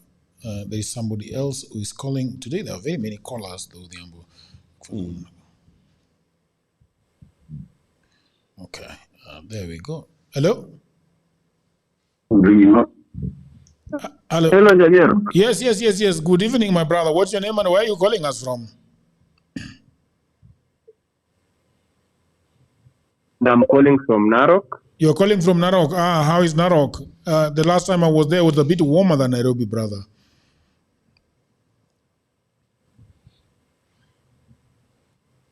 WhatsApp inatusumbua sana. WhatsApp inasumbua sisi. If you want to call us on a normal line, that would be great because WhatsApp inasumbua sana. WhatsApp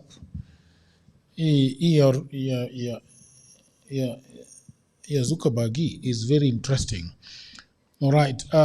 Boniface, there's so many comments here. 2007 Kikuyu were called Madoadoa. The same narrative is being pushed. Yeah, there's nobody pushing that narrative. It is the people who are pushing that these people. Actually, it is the politicians who are trying to push. It's the politicians who are trying to push that. There's nobody. Yes, I'm back. Yes, how are you doing? What's your name and where are you calling us from? I am Joshua from Narok. Okay. Yes, but I come from Bungoma. Yeah, thank you very much. Are you the one who tried calling on WhatsApp? Yes, I'm the one. Okay, great. You see now this is very clear, bwana. Credit kidogo tunasaidiana. It is just that this offline, it is always busy. That is why I called on WhatsApp. All right, go ahead. What do you think about this issue? On the issue of the hyenas. Okay. I think we are taking it too far and we are giving it too much attention, and it will take us into a deep. When you look at our counties like in Bungoma and Busia and Kakamega, it is our leaders who have freed us. Like Ojamong in Busia, it's out for 10 years, but when you ask people from Busia, there's nothing to show for Jamong and also Otuoma. It is about 5 years and there's nothing to show. All right. So it is the leaders who are failing these other regions. We should not blame the people from Mount Kenya for the development that they are doing. When you look at Bungoma, for example, it is this Lusaka guy who bought wheelbarrow for 100,000. It was carcinogenic wheelbarrow. Yes. So it is just our leaders who are failing us, and there are same people who are aligning with the president and trying to prove that they are working, but they are wanajificha tu nyuma ya president. All the MPs, when you look at Kakamega, it is only Salasio who is not with the president.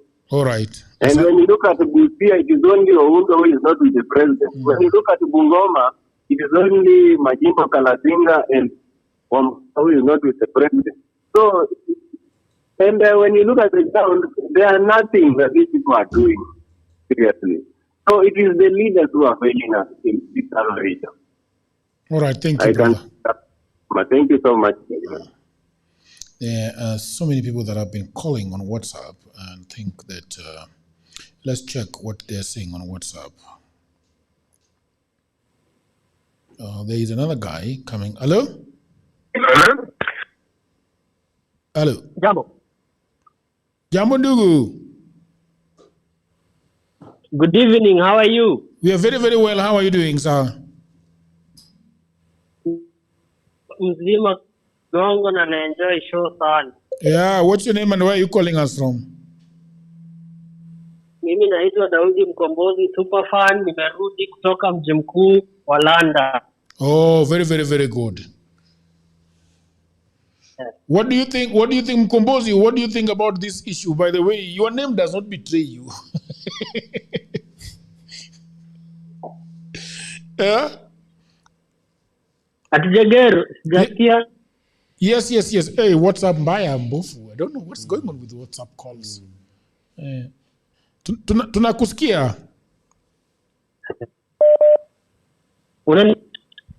Unasikia WhatsApp. Unafanya tutu. Sida. Hello? Hello. Yes, how are you? What's your name and where are you calling us from? I am Wanege Mugambi. I'm calling from Muranga. Yes. How is Muranga? Irungu Kangata is doing very well. He left, he went to Wamunyoro the other day. Do you support? No, he made a very big mistake. He made a very big? Political mistake. Okay. Because he's been doing well since he got the seat. Okay. But right now he's dismissing because we've known him for development reasons. Okay. But now ameamua kujoin the scavengers. He has ameamua kujoin scavengers. Yes. Lakini bado atawafanyia tu kazi. No, you see now as from this year to until the election. Okay. At a slight turn because of the DCP politics. Okay. You don't like DCP much? I am not subscribing to DCP. Okay. Why? I mean, you are a Sifuna guy. For example, these people, yes, I'm a Sifuna guy. But now, what Sifuna needs to do. Okay. As well as he needs to prepare a dinner table. Yes. And raise some money for the campaign. Before the campaign starts around May next year. Yes. They should have at least gathered some, let's say 200,000 people. Okay. And then they are paid dinner as from today up to next year on May, June. Okay. A simple calculation of about 10,000 each. Okay. Atakuwa ametengeneza around 2 billion. How much billion? 2 billion. Okay. And that's from just the normal wananchi. All right. Who want to support his candidature. Okay. And then could be, as you say, kama vile usema anaweza ingia one or two people can finance him. All right. Because the president is very requiring a lot of money. So rahisi vile anafikiria. All right, asante sana brother. About the issue ya HYENA. Okay. Duale never mentioned any people or any specific tribe. Okay. He just said they. And if the shoe fit, yeah. All right. So the girls people just reacted. All right, asante. Hello? Hello, Jagero. Yes, good evening, sir. Good evening. How are you? We are all right. What's your name and where are you calling us from? I'm Dennis Okumu. I'm calling from Eldoret. From Eldoret? Yes. Oh, okay. What is going on in Eldoret? Ruto anarudia rudi. Huku ni two term. Ukijaribu one term unaenda nyumbani. Unaenda nyumbani? Unaenda nyumbani wapi? Kwenu Nyakano? Yeah. I come from Kano bwana. I come from Ugenya. Ugenya. So ukisema tu one term unarudi Ugenya? Yes. That doesn't sound to me like democracy. Say hi to Mr. Diambo. Diambo is here. Very. You guys are doing a wonderful job. Thank you very much, brother. And we are very happy. Yeah, thank you very much. Yeah, so... did I? Had he said anything you wanted to say? Not yet. All right. Hello? You can say. Hello? I don't know. Let me match them. Match this gentleman. Hello? Hello? Yeah, there is a gentleman that I was speaking with. Thank you very much for joining in. But there was a guy that was there before that he had not said, the guy from Kakamega. I think I will allow him to finish what he was speaking, and then I will get back to you. Sindio, just hold on the line. Hello? No problem. It's okay. Yeah, jamaa bwana, nilikurusha kabla hujaongea. Is the guy there? Hello? It's gone. It's gone.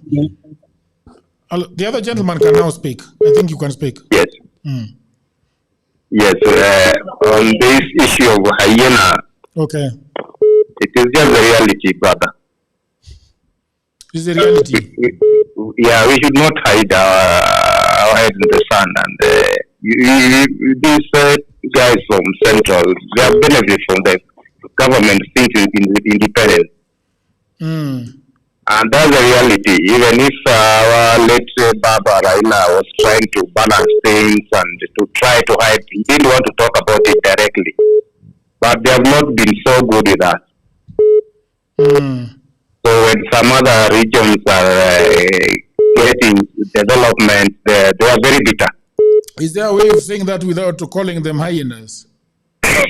No, sometimes you have to throw the stone in the bush to see whatever is happening, whatever is inside there. So that guy just see the right word to trigger them so that they can talk. All right. Asante sana, bro. Okay. All right, people of the internet, I think we can end it now. Yep. It's been beautiful. I want to thank you. Well spoken, my brother. Yes. You know, you held your fort very, very well. Where you are, I am hoping that you can be happier and prouder about where you come from. It will be very nice for the, it will be very nice. I think Wayuan BT is the name that we should be using on this podcast. Wajana na hizo mambo ya tricious what. Wayuan BT is perfect. Very good. Yeah, it sounds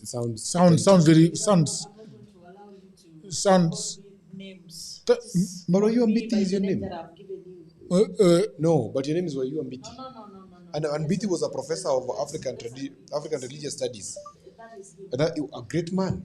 He's cited by so many academicians. I think you need to get to understand maybe where a person is coming. Oh yeah, so you love the name. You love the name Tricia more. Patricia. No, just colonial tag. Tricia, where you are. Colonial tag.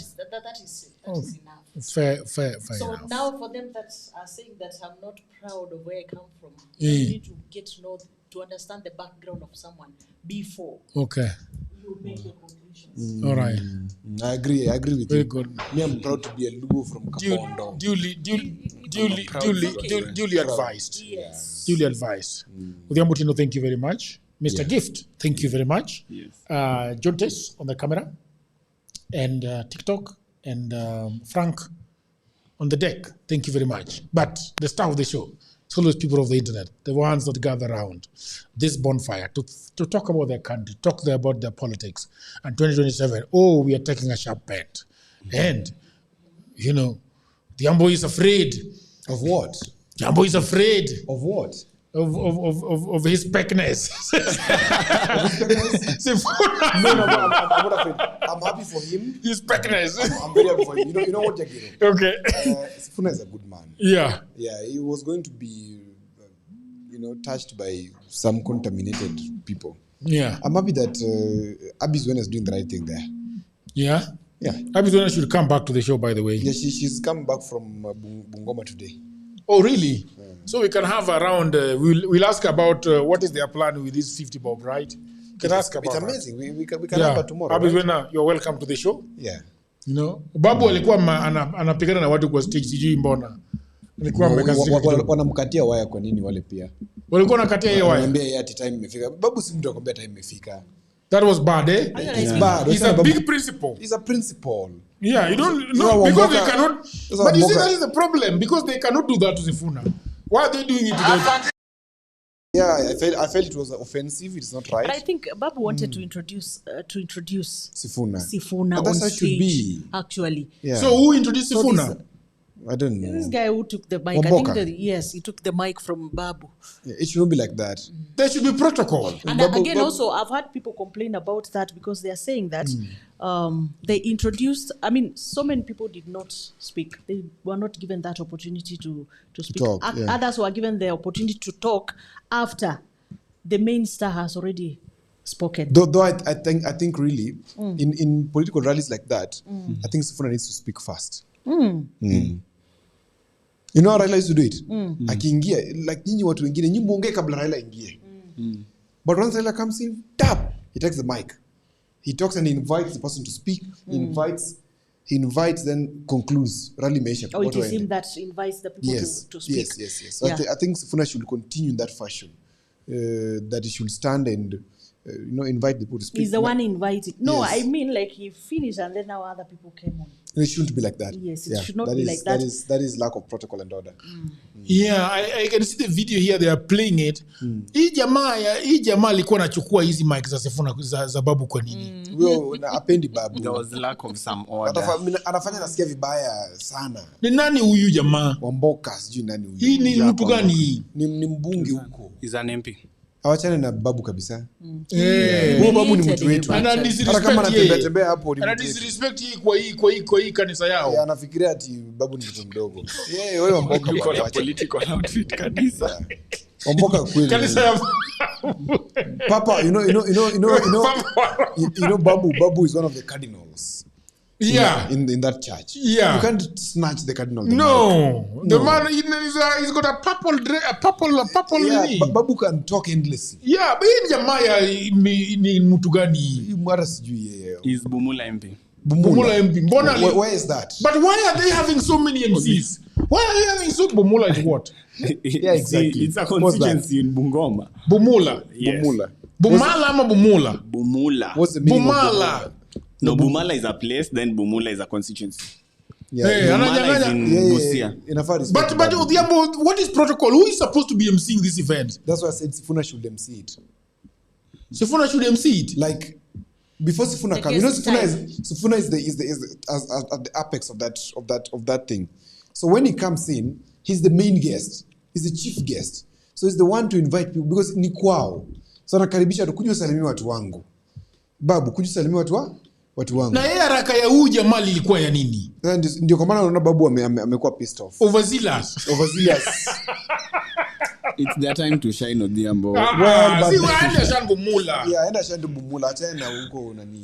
Hiyo mbaya sana. Alikuwa guest ya mzee, unajua? You know? Acha na huyo jamaa. Babu is a good man. Okay. We don't want people touching him aimlessly. People of the internet. It's very nice talking to you guys. Please consider subscribing. Until another episode, bye for now. Thank you very much. Let's go take coffee.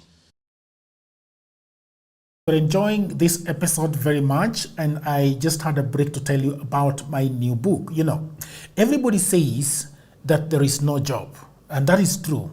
Also, that was me 10 years ago. The problem is that everybody is trying to get a job in their town, in their city, in their marketplace. They ask friends for jobs, mothers call uncles, uncles call brothers, but there are no jobs. Let me tell you what no one is telling you. Jobs migrated online. What I actually mean is there are many, many jobs around the world and there is no one to do them except you. I work for Americans myself. I work for Europeans. I work for the Chinese. I work for the Australians. I work for the Canadians. And so, because I have done so much for myself, I said to myself, you know what? I should compile what I've been doing for the last 15 years. So in 2024, I wrote a digital book called Goldmine 18 Hustles for Africans. And then in 2025, AI came People say AI is taking away our jobs, and for me, I'm going to say false. There are actually AI jobs. Jobs are not being taken by AI, but there are new jobs online that are there because of AI. Now, mimi ni nani? I created more jobs. And for now, in my new book, we have 25 online and offline jobs that you can leverage on if you do not have a job. So in this powerful volume 2, I share 25 new actionable online hustles specifically researched and tailored for Africans. My new book provides clear step-by-step guidance drawing from my extensive experience and research, including the mistakes I've made and lessons I've learned over the 15 years that I have worked online. So, what can you do online? You can become an executive assistant for busy folks in Europe, America, Canada, and get paid for tasks like watching videos and taking online surveys. Okay? You can build a lot of things. Build a business as a virtual assistant, start an e-commerce shop without capital, be an affiliate marketer, or you can also become actually an English tutor and tens of AI jobs. If you have a job, that is fine. But I also know that you can buy this book for that brother, for that sister, for that mother, for that cousin, for that husband who is watching Netflix all day at home. Buy it for your friend who is always asking for cash. You know that friend. Now, all the information is on the description below. You can also inbox me, you can WhatsApp me, or go to my website, which is odworjigero.co.ke.